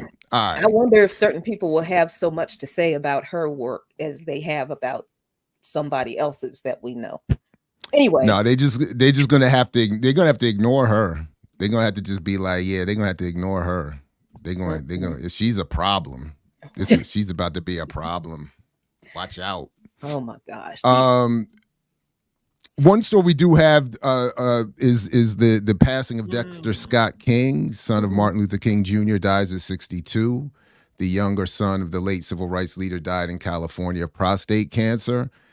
That is a monstrous concern, particularly for Black men. Please do endeavor to, however you want to address it medically, please Quick don't be question shy. about Yes. prostate cancer, because I know that with colorectal cancer, lung cancer, they have revised the recommended ages for those screenings. They've revised them downwards, right? So I think Mhm. it was once 50, now it's 45. Mhm. Are there similar revisions for prostate cancer screenings? Like, I don't have a prostate. I don't know how that shit works, but like, I mean, it is wrecking fellas, right? But at what age, or is it wrecking fellas younger? Or is this mainly a 50 and That's over, the 55 and older? My doctor was telling. I've been asking about this since I've been seeing the same doctor for a while. I've been asking about this since my mid-30s. And he and I do remind them of my background, just in case people have get more and more confused the brighter I get. And I'm like, what is the Black man curve for this? So there were two things that I remind people. One is that I'm obviously not an expert, but medically, the doctors, two of which I've asked about this now, two doctors have told me they do not do the whole mixed race thing when it comes to medical concerns. So if you have a Black parent, put yourself in the Black category for however these diseases and things address you. One drop rule. That was my joke. They like medically one drop rule, because I was like, I just wanted, because I told him my joke is I have a Black father, but I figure my white mother gives me that 10-year bump or whatever. And they're like, no, she doesn't. They're like, no, she don't. They're like, don't do that. Like, keep it to a joke, because that's not. They don't even find it funny. They're like, I'm like trying to crack little jokes. They're like, no. Black. So the Black man curve or whatever bring you back into reality. And he told me not to start worrying about it till 50. At 45, I started pushing for it, and we even went over some of the numbers with Jackie at one point, like a year or so ago, when I was getting the blood test results, which is one of the main ways that because I was anticipating the horror of the physical examination, the invasive physical examination. And they keep saying, no, we don't do it that way anymore. We go by the blood test numbers and start at 50. But I started at 45 just because I kept pushing him. And he said even with the Black man curve, 50 was when they. But I would encourage people to be as aggressive as possible, particularly Black men in this instance. If you are fortunate to have insurance in particular, I'm a big advocate. Use it up. Like, I'm in there, like, every checkup I can get. I'm like, and I'm pushing all of this. What tests can I get? I want this. I want that. I want my blood this. I want all of that. And so let me ask you a quick question. Yeah, so sure. in the ways in which pushing and expanding breast cancer screenings for women, like they have like little trucks that'll come around to places and will do mammograms, on the scene or whatever. are prostate cancer screenings being pushed the same way? Like, you understand? Like, I hear a lot about, It's a good question. I don't think screening for so. women's cancer, but in terms of prostate cancer, like, if you don't have insurance, right? Can I go? Not me, but can a man go off the street and go get That's a good a question. I don't prostate know. exam at the Prince George's County Health Department? You feel me? Like, I don't know how that works. Yeah, I don't either. That's a very good question. But I would encourage everybody to, and by the way, to that point, I know some of the psychological hesitance for us is the concern over the thumbs up, the invasiveness of what we think is the procedure. And while that is true at certain points, the initial testing is just a blood test. So if that is part of the mental block for some of us, which I know it is, like, get over that and go get the blood test. Yeah, Is it at least get the blood test. rooted in homophobia, though? I mean, let's be real. Like, men don't I'm want to sure get their it is, prostate yeah. exam because they don't want to be penetrated from behind, right? And that's okay. I get it, but hello, do you know what a Now, speculum is? Like, are we familiar with the ways in which women get woman exams? That shit ain't no Oh, walk in the park, okay? no. We had to get that And- starting at 13. So, And just to add a fellas, little bit, by the way, it's not always from behind anymore either, by the way, if that might make, however, that may or may not make people feel better or worse about the Just situation. use your imagination, Kamal. Let's Yeah, not. We it's- don't I need to it's- can't explain. actually. What does that mean? I don't know what that means. It was like through the penis? Or what do you No, mean? on the side. Well, when I've I don't want to get too, I'm but on saying the it's- I'm side, supposed to go get instead my- of from behind, you don't get bent over in the finger. It's all on the side when they examine the rectum. So you're not, so it doesn't have the psychological, and I don't know to what extent they did this or if it's just easier, but it doesn't have the same psychological, because Kim is to impact, because I mean, it's not, look, it's not. what? It's What? not a good time. It's Like not a bunch a good of high time. school kids It just talking isn't about a good body time. parts. But So silly. it is true. I mean, I went through. I was like, I gotta bend over, and I remember this doctor when I first started. He was like, no, you're on the side. So and it did help, because it's like it's at least different in that way. But the real thing to get over is that I've watched a number of people that I've known, a number of celebrities in particular also that I don't know personally, but Black men are just dropping from this particular cancer. And in my extended circle, that has been a particular issue. So I've been like anytime I feel any kind of different anything, I've looked up I've really done the deep dive, like what the symptoms are, and my doctor is almost sometimes irritated. But I'm like, look, man, it's what it is, and you're getting your check. I got my insurance. We're gonna, you know. And then I'm like, it's like when I deal with customer service, it's like I'm not wanting to call you. This is a last resort. You know what I mean? Like, I'm not excited to engage, so I'm not one of these thrill-seeking patients. I don't know what kind of patients he might. You know, it's like I'm not. This is not my fetish. I'm terrified, and I just want to stay in head of the game as much as possible, because I don't want to have to. I don't want to be checking out of here prematurely, you know, off of something that I could have, you know. It's been the opposite in terms of. So I've never had a colonoscopy, although I think this year is when and it been pushing. My wife's been pushing that I need to get one for several years. And so it's, you know, in all seriousness, it's less about any sort of manhood thing, except for the idea of what, you know, people describe as sort of either pain or the level of uncomfortability of whatever. But I think in general, my idea around medical stuff has always been, if it's, you know, depending on how deep the cut is or how bad I feel, I'm going to sleep it off or whatever. And so I think that also is a mentality of sort of a propaganda of maleness or whatever that's deep. Also, there's like, oh, you know, it's like you don't need to go to the hospital for everything or whatever like that. And I think if I'm infected with something, it's kind of more like either not wanting to go, not wanting to take time out, or feeling like, you know, I just need a little rest and I'll be fine, kind of thing. So I think that also, man, get that. I've had in the last few years endoscopies, colonoscopies. I've you know, it's not, I wouldn't say fun, but it is necessary, and it's not. I will say that narcotic. I understand why Prince and Michael Jackson. I mean, I understand how it because that the woman, the nurse. I remember I told you the nurse said we're giving you the Michael Jackson drug, and I was like, can we rephrase that? Could we, could you? Like, nope. Why were they giving you that for the purposes of what? For because they put you. That's what they put you. That's what they use to put you under for the procedure. Because it's only like a 20 or 30-minute procedure, and then you wake up. And I felt like I had been sleeping for a month. I mean, I understand why when they're trying to overcome performances and all of that, and they're trying to catch up on sleep, they're like, let me whoop. Because I was out for 20, 25 minutes. Now, I will just say, just because the second time, the last time wasn't the most pleasant experience, make sure you get as empty as possible because they fill you with air. Oh, okay.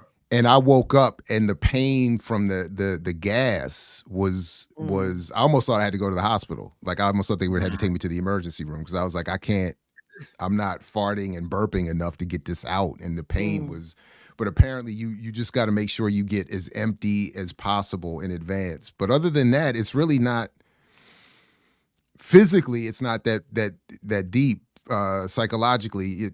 But you got to do it though. Got to do it, Kamal. Listen to your wife, man. That's how we make it this far. Exactly. That's right. And men can actually go to Planned Parenthood. Can they? Yes, they can. Damn. To get prostate cancer and testicular cancer screening. Yes. Oh, damn. I didn't know that. Yep.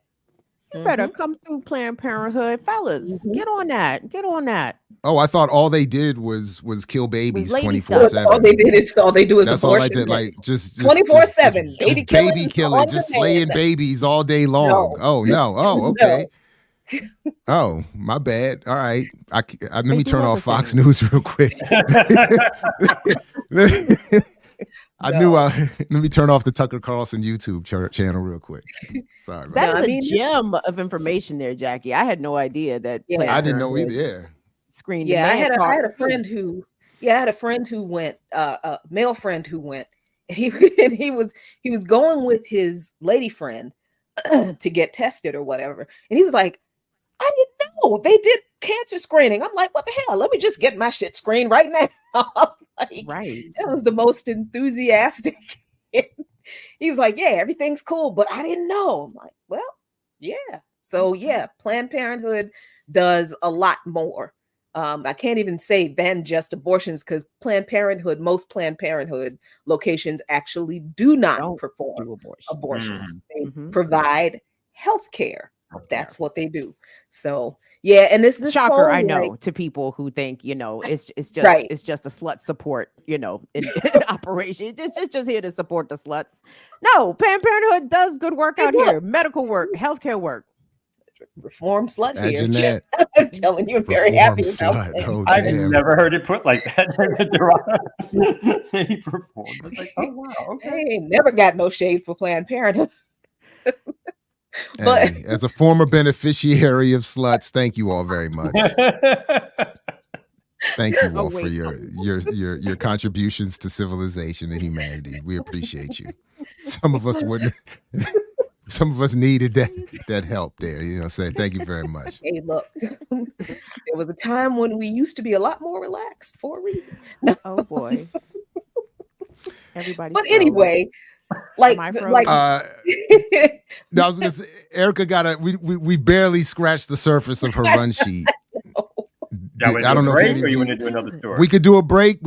Air Doctor laced us. We got breaks. We got stories. What you want to do? You want me to push a button? I'll push a button. You want to push a button? Let's push a button real quick. It sounds like let's push a quick button and come back and then continue on with the news. All right, here we go.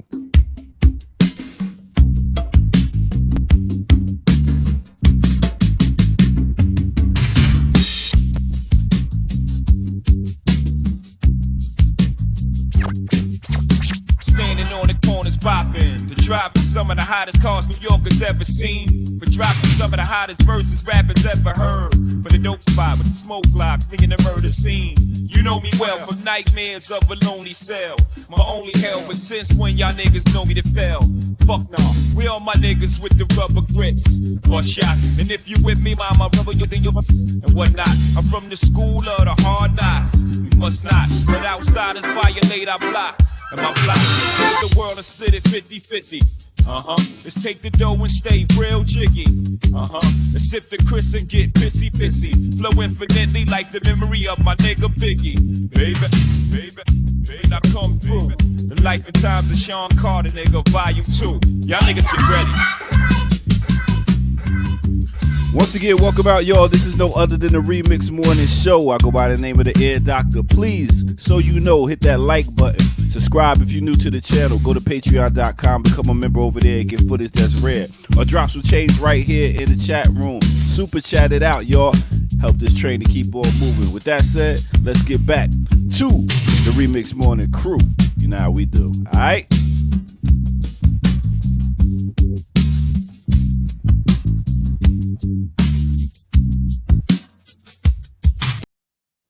I was about to say, I was the only one that made it back in time. Kamal came running it. I wish we could show that. Kamal came diving into the chair. Remember that time when I was taking a break and he was like, "You got to make through a bathroom break," and I ran, and then he came back and showed my empty chair. 5 seconds. Empty chair. No good bastard. No. That's what we need. We need that needs to be the barometer though for these breaks. We need to like time out an actual bathroom visit. Like he's not respecting the 50 and up crowd around here for sure. Exactly. You know, I don't appreciate Now that. that's a function of prostate. That's a function of prostate also, right, gentlemen? Like the urge to go. That's what they say, and in fact that's one of the symptoms. And it's hard to gauge. Am I having to go all the time because I'm drinking more fluids, because of something else, or because of that? One of the problems that I notice is that a lot of the symptoms overlap with so many other things. That's why I can understand why people would end up catching it too late. Because if you're bloated, you don't know bloating is one. You know, right? You just a lot of your middle-aged and gaining weight, right? Because I had the gastro doctor tell me, he said you might just be bloated, like sometimes. Because I was like, I'm bloated a lot, and I'm like, but I have this crazy diet and all this other stuff, and he was like, nah, sometimes you just bloated. I was like, my man, that's not an answer, guy. He's like, do the test. So I've done, oh my God, I've done some of it you've seen on the remix. I've done literally every test they can do, I've done. And they're still like, try this, try that. Frozen? No, it's just, you're not frozen either, No. You're not frozen either. Uh-oh, she thinks she is. She thinks she's frozen. Oh, she's not frozen. maybe. No, you're fine. Okay, I'm not frozen. No, not at all. But Jared, to your point, like you are doing what the hell you have to do out here as a Black person in the healthcare field. Jackie, I know you can speak to this too. Like if you don't speak up and advocate for yourself and tell them doctors, no, nigga, I need this shit. Like at least give me peace of mind. Let's run this test anyway. You know what I'm saying? I know you think I don't need it, but I'm in the age range. I'm in the demographic that I could be experiencing some issues. But the medical field is quick to dismiss and diminish symptoms that Black patients come to them. That's also part of the reason why our cancer shit gets caught later, because even if those of us who are proactive, we get dismissed by the medical community. Oh, it's just function of your age. Oh, you're just getting older. Or you're bloated because you ate garlic. You just need to lose weight. Like, that's my favorite. Need to lose weight. Oh my. Every time a Black woman goes into the doctor's office, and it does not matter what we say, it doesn't matter. We can be like the woman in the Bible with the 13-year issue of blood. The first thing the doctor will say is, well, maybe you need to lose weight. It has happened my whole life. Now, this is not to say I didn't need to lose weight, but all of for women in particular, and for Black women specifically, all of our medical problems are not tied to us being obese and unhealthy. That's not, but that is the first thing we get from doctors. And it like when I first started taking my health seriously, I had passed out, pretty much almost passed out at work. And I didn't know I had hypertension. So the first doctor I went to after I had to be taken to the emergency room, and he was like, "Oh yeah, you have hypertension. It's pretty bad, and you just need to lose 40 pounds." And I'm like, "Yo, what the heck?" And I was a power lifter. I was eating pretty clean, so it wasn't really my diet. So I go to another doctor, and he's like, "It could be that your weight contributes to the hypertension," he said, "but given your family history, I bet it's hereditary." So what he did, he was like, "I do need you to lose weight. I mean, either you do that or you're going to have a stroke, one or the other." He said, "But that may not resolve your hypertension if it's hereditary." So I did lose weight. I lost 40 pounds or whatever, started powerlifting, competing, eating a whole lot better. He took me off the blood pressure medication, and you lose 40 pounds, your blood pressure is supposed to, be fine. Blood pressure shot right back up. So he's like, "This is how we know that your blood pressure problem is not because of your weight. It's not because of lifestyle choices. It is hereditary. So you're just going to have to be taking medication." I So remember you my do have to stay on them. yeah, You like I should consult remember the ear doctor though, real quick though, Jackie, before you. like the I ear want to doctor. live. So my niece, when my niece was born, this is like over 30 years ago, and she was a little bit preemie. And again, I understand, like you said, like maybe some of these are standard questions, maybe, but it felt like in the hospital that we were in, that the first thing they asked was around drugs. And we were fucking outraged. It was like, is that your first assumption? Can we go down a list before you get to that, or can you check with other things? And again, I'm not saying it shouldn't be asked, right? But when you feel like the first assumption is either some sort of accusatory way in which you're living your life, as opposed to some reasoned sort of idea of what should be some of the questions asked in a situation, around sort of someone needing medical help or some assistance needed, it just feels, it builds to that tension of like how the medical system sees Black women in particular, Black men too, Black people, in terms of no one never asks, have you experienced a lot of racism lately? Because I think that may be right, contributing to Wow. your right. high blood pressure and to these blah blah blah blah blah kind of thing. Mm. It's the neighborhood that we live in because of the lack of access to such and such and such. Those are the things that are contributing to blah blah blah blah blah. You know what I mean? Like those. So obviously it's always individualized, and there's never a way to fix it because you're not looking to fix the system or fix the ways in which we really get ill, or the reasons why we really get like these sicknesses. You're looking to do the blame game, or you're like stuck in your own stereotypes of like, oh, well, it's got to be because you're this kind of thing. Mhm. I remember years ago reading a study that concluded that just being Black in the United States had caused the same levels of stress as being at the front of a war. Mhm. That Mhm. it's the PTSD and stress levels are they said the same. So Yeah. just yeah. So I was like, yeah, well, that's but no, go ahead. Oh, I just wanted to share real quick this Sure. piece that Erica did put in the run sheet. This is not an issue that just affects adults in this country. What's that? They treat our kids like crap in the healthcare system too. Mm. Kids of color get worse health care across the board in the US, research finds. Now, honestly, I don't know who needed to pay money to do a study for this. All they had to do was ask us, but okay. So they go into this thing. Imagine your child has a broken bone. You head to the emergency department, but the doctors won't prescribe painkillers.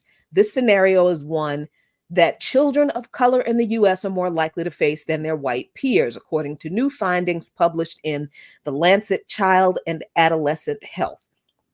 Researchers reviewed dozens of recent studies looking at the quality of care children across a wide spectrum of pediatric specialties. The inequities are widespread. says Nia Hurd Garris, a researcher at Northwestern University and a pediatrician at Lurie Children's Hospital of Chicago, who oversaw the review. And she says, no matter where you look, there are disparities in care for Black Americans, Hispanic, Latinx, Asian Americans, pretty much every racial and ethnic group that's not white. The review found children of color are less likely to get diagnostic imaging and more likely to experience complications during and after some surgical procedures. They face longer wait times for care at the emergency room, and they are less likely to get diagnosed and treated for developmental disabilities. They say, let's see. Researchers say the cause of the inequities are wide-ranging, no, they're really not, but are ultimately rooted in structural racism. That's what it is, including unequal access to healthy housing and economic opportunities, disparate policing of kids of color, and unconscious bias among healthcare providers. That's the whole system, y'all. That's the entire system. Wow. So the struggles that we have as adults navigating a healthcare system that's full of people who are ingrained with this white supremacist ideology anyway, as people, because that's what this system is. And then they're educated in these white supremacist institutions, and that they're trained to provide medical care in these white supremacist institutions that have a different, not just a different standard of care, but they have a different perception of people who are not white. That's right. So that different perception of us means that they believe that we don't deserve the same level or kind of care as white people, even kids. That's the whole system, y'all. And it's easy to say, as an adult, you need to advocate for yourself. But I mean, I can't imagine what it would be for a parent who has limited resources anyway, who has to have, what is that? The federal insurance for children, CHIPS, which was just cut. With funding for CHIPS was just cut. And not a lot of providers except state medical insurance or federal medical insurance. And then you have to take them to substandard doctors if there is a doctor close enough to you, and then your kid gets treated like this. How it's hard. It's easy for me to say I need to advocate for myself because I got time to sit here and research and WebMD and all this kind of shit. I don't have a problem speaking up for myself. What about these parents who have so few options in the first place?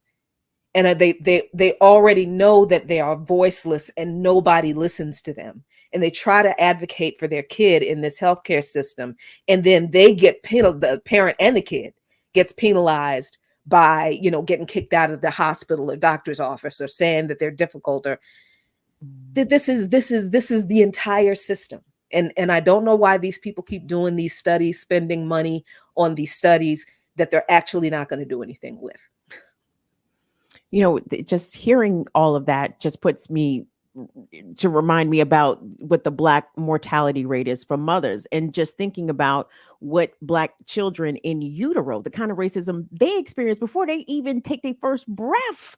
The racism that their mothers face when carrying them, the rates of cesareans for expectant Black mothers is way higher than that of white women. And of course, we know that Black women are 3 times as likely, or depending on where you are in the country, to either die during labor and delivery or die within the first year after the baby is born. So it's like there's no phase, there's not a single second, minute, day that being Black in this country is not impacted by racism in some way. Everywhere, in all the institutes. Where's the safe space for Black folks in America? There is none. Not the institutions. No, I mean, like I've told people before over and over again, and I will always contend that this is absolutely true. I got the treatment I got that was so fantastic because I had good insurance at the time. That's really, and because I'm not, you're not going to be poking me with needles and giving me pills and all, doing all this poking and prodding me, and I'm not going to ask questions. What is this? Why are you giving this to me? Like when I was in the hospital after the surgery, these people kept, you know how they have the heart rate monitor on your finger, right? But I have to be really careful about keeping my hands clean. So I'm always washing my hands in the hospital. They kept coming in there telling me, oh my God, your oxygen is low, and giving me oxygen. I'm like, my oxygen is not low. I just wash my hands and the Band-Aid is coming off of the, and one of the nurses was literally trying to tell me, no, you don't understand. I'm like, lady, this is not my first.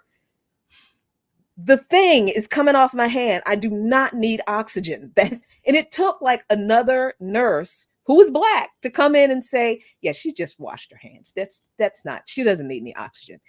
So, I mean, this kind of stuff really does happen where you're in a hospital or a doctor's office and they won't listen to you. They do not listen to you. And you have to kind of hope that there's somebody on staff who will treat you like a human being.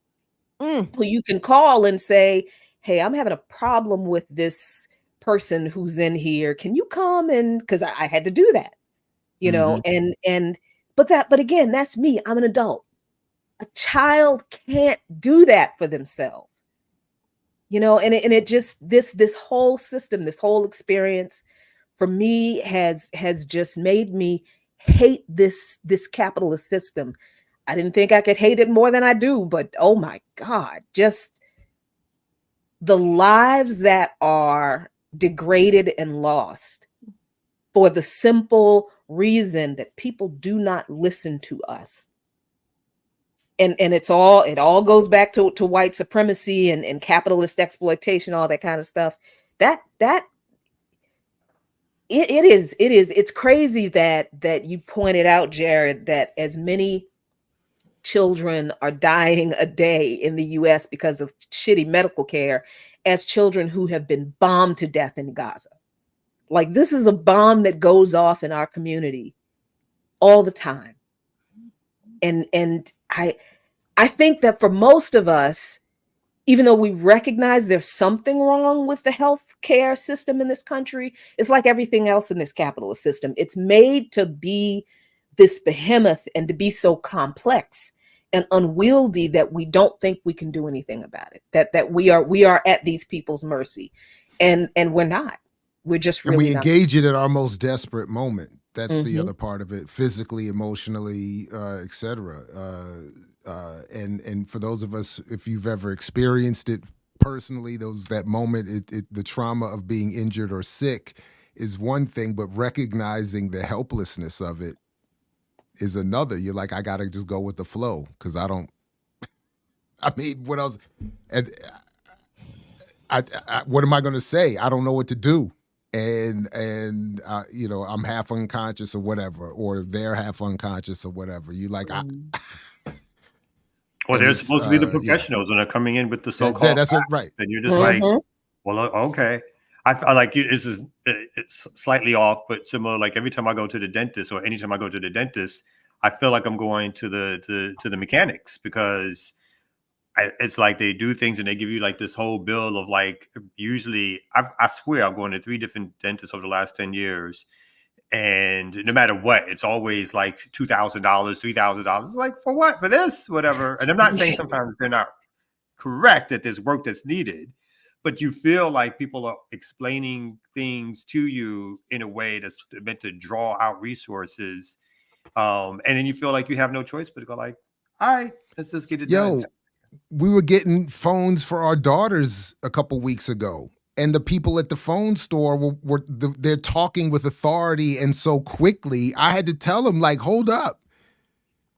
And he had an attitude, and I was like, my man, I said, with all due respect, I'm not an expert on phone contracts. You just said a lot really fast. Right. Like, I'm sorry, you might have to just let's walk it back here. And it's the same thing with it's the same thing. The person behind the counter, the dentist or the doctor, I just got into it with a mechanic the other day. I'm like, I brought it in because the light was on. You said you fixed it, like it cost you $1,000. And I had actually texted my wife. I said, I promised you it's gonna be $1,000, $1,200.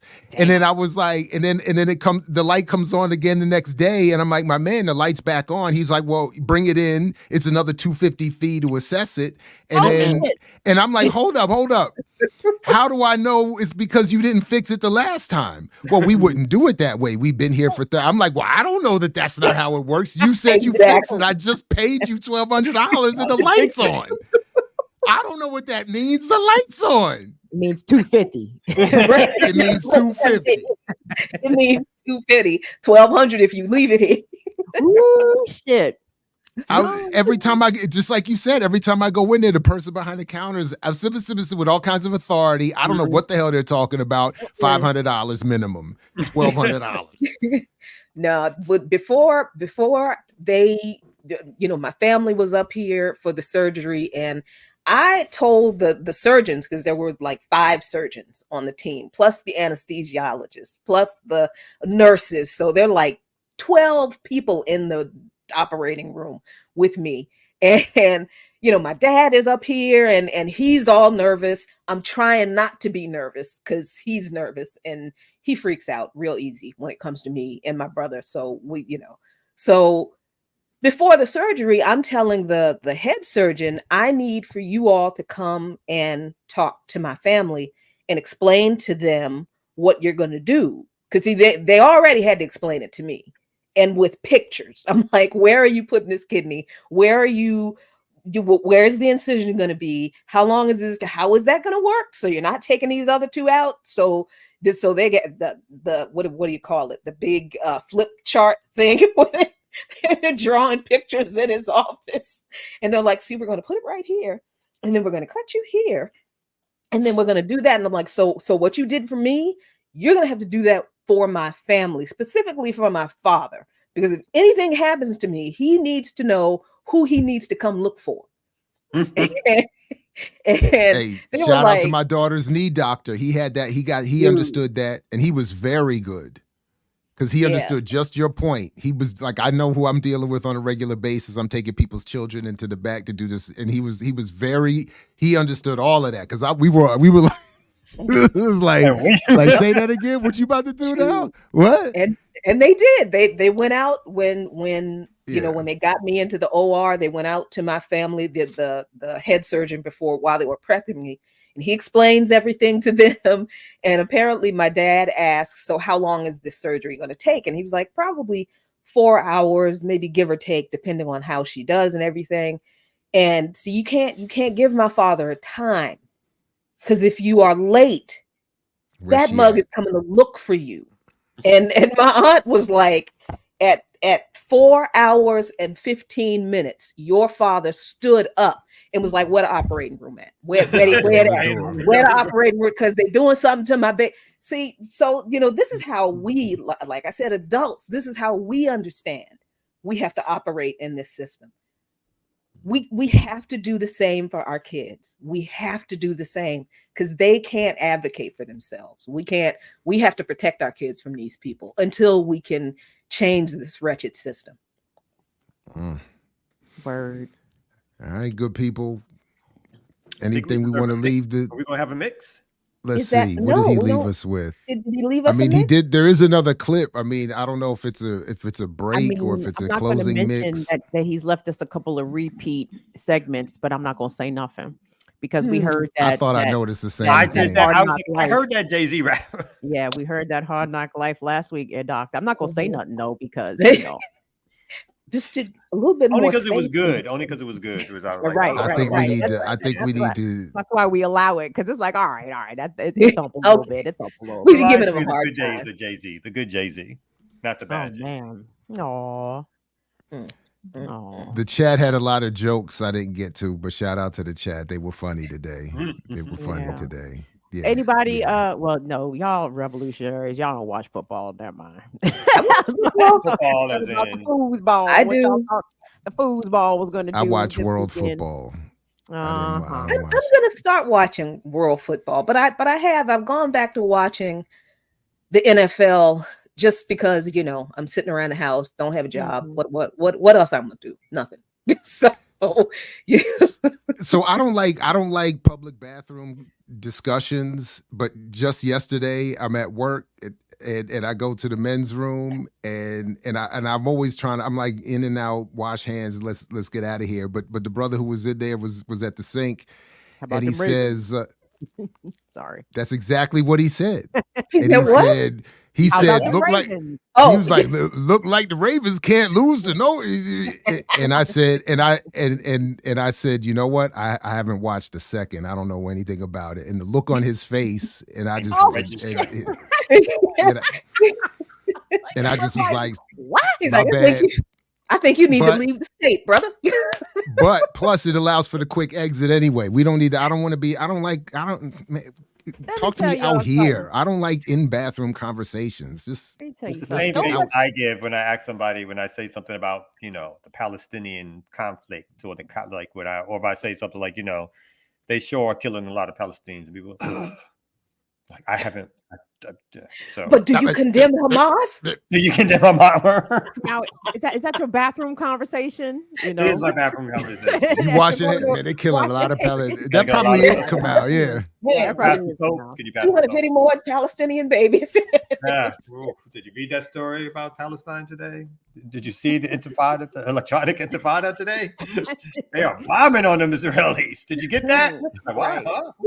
No, I don't get it. I go in there, I see dudes in there, they're on their phone, they're having conversations. People, I'm like, I don't like eye contact. I don't want conversation. Wash hands. Let's get out here. Let's talk over. Of all places, it's got to be the most disgusting what socialization place. That's like, why would you want to spend more time in here? People don't talk to me. I mean, I don't want them to either, and I'm lucky they don't. But I don't have public conversation. Like, I don't. Oh, it's rare. I was shocked. I was like, I'm head down. I'm not even I'm not making again. I'm not inviting it. I'm like, let's watch. I'm just wash hands. Get out of here. How could you be a black man in Baltimore City and not be aware of the Ravens? Is the perspective I'm sure that brother was coming at you from? Like, of course, everybody black in Baltimore. No, he started reassessing my blackness. He was like, let me look at him again. Who the is this? And that's why you have to fake that in Baltimore. You can't. No, I don't want to fake it, Jackie. I want the cutoff. I don't want to prolong it. That's my thing. So next time we don't have to go through the performance. Just know he's not the one. Let him be over there. Your only saving grace is you didn't say that to somebody in Philly because they would have kicked you. That's probably true. I don't know nothing about the Eagles. What? It helps to expand your reputation on campus. Yeah, I bumped into Dr. Ball in the bathroom. He knew nothing about the Ravens. Yeah, I told you that nigga was a weirdo. I told you Dr. Ball about the Ravens. He started bringing up Palestine. I don't know what the fuck is going on. What the heck? What do they have to do with each other? No, I tried to talk to Dr. Ball in the bathroom. All he did was wash his hands and leave. That's it. What are we doing in here but that? Let's get out of here. That's the whole point. Speaking of which. Let's get out of here. Let's get out of here. So am I playing one of these? Are we taking a chance on one of these other repeats? Play it. Fuck it. Why not? 10 years later. Peace It might out, be Premier. music. Take me out it. with the beta.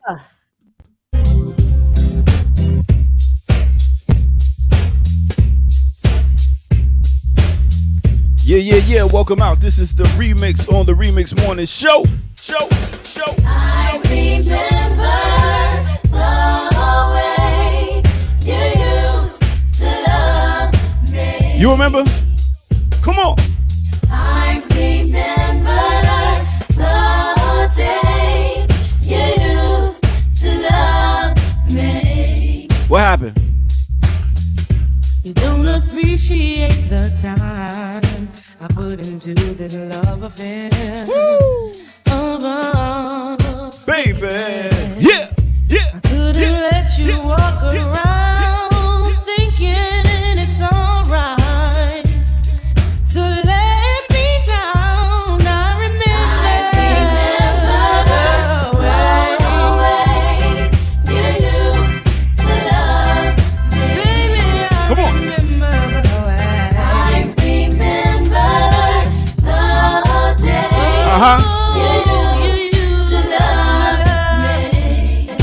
Yeah. That's what it is right here, right now. This is the remix. morning show. I go by the name of the Ear Doctor. That right there, you heard a little bit of Faith Evans that dropped in 1995 off her album Faith. Word. Off that Joyride rhythm right there. You know what I'm saying? Yo, this is what we do. Remix on the Remix Morning Show. Make sure you hit that like button, subscribe button. Go to patreon.com, become a member over there and get footage that's rare. Yeah, that's what we doing. And share. Let somebody else know. This is how it go. Now, let's get back to our crew. You know how we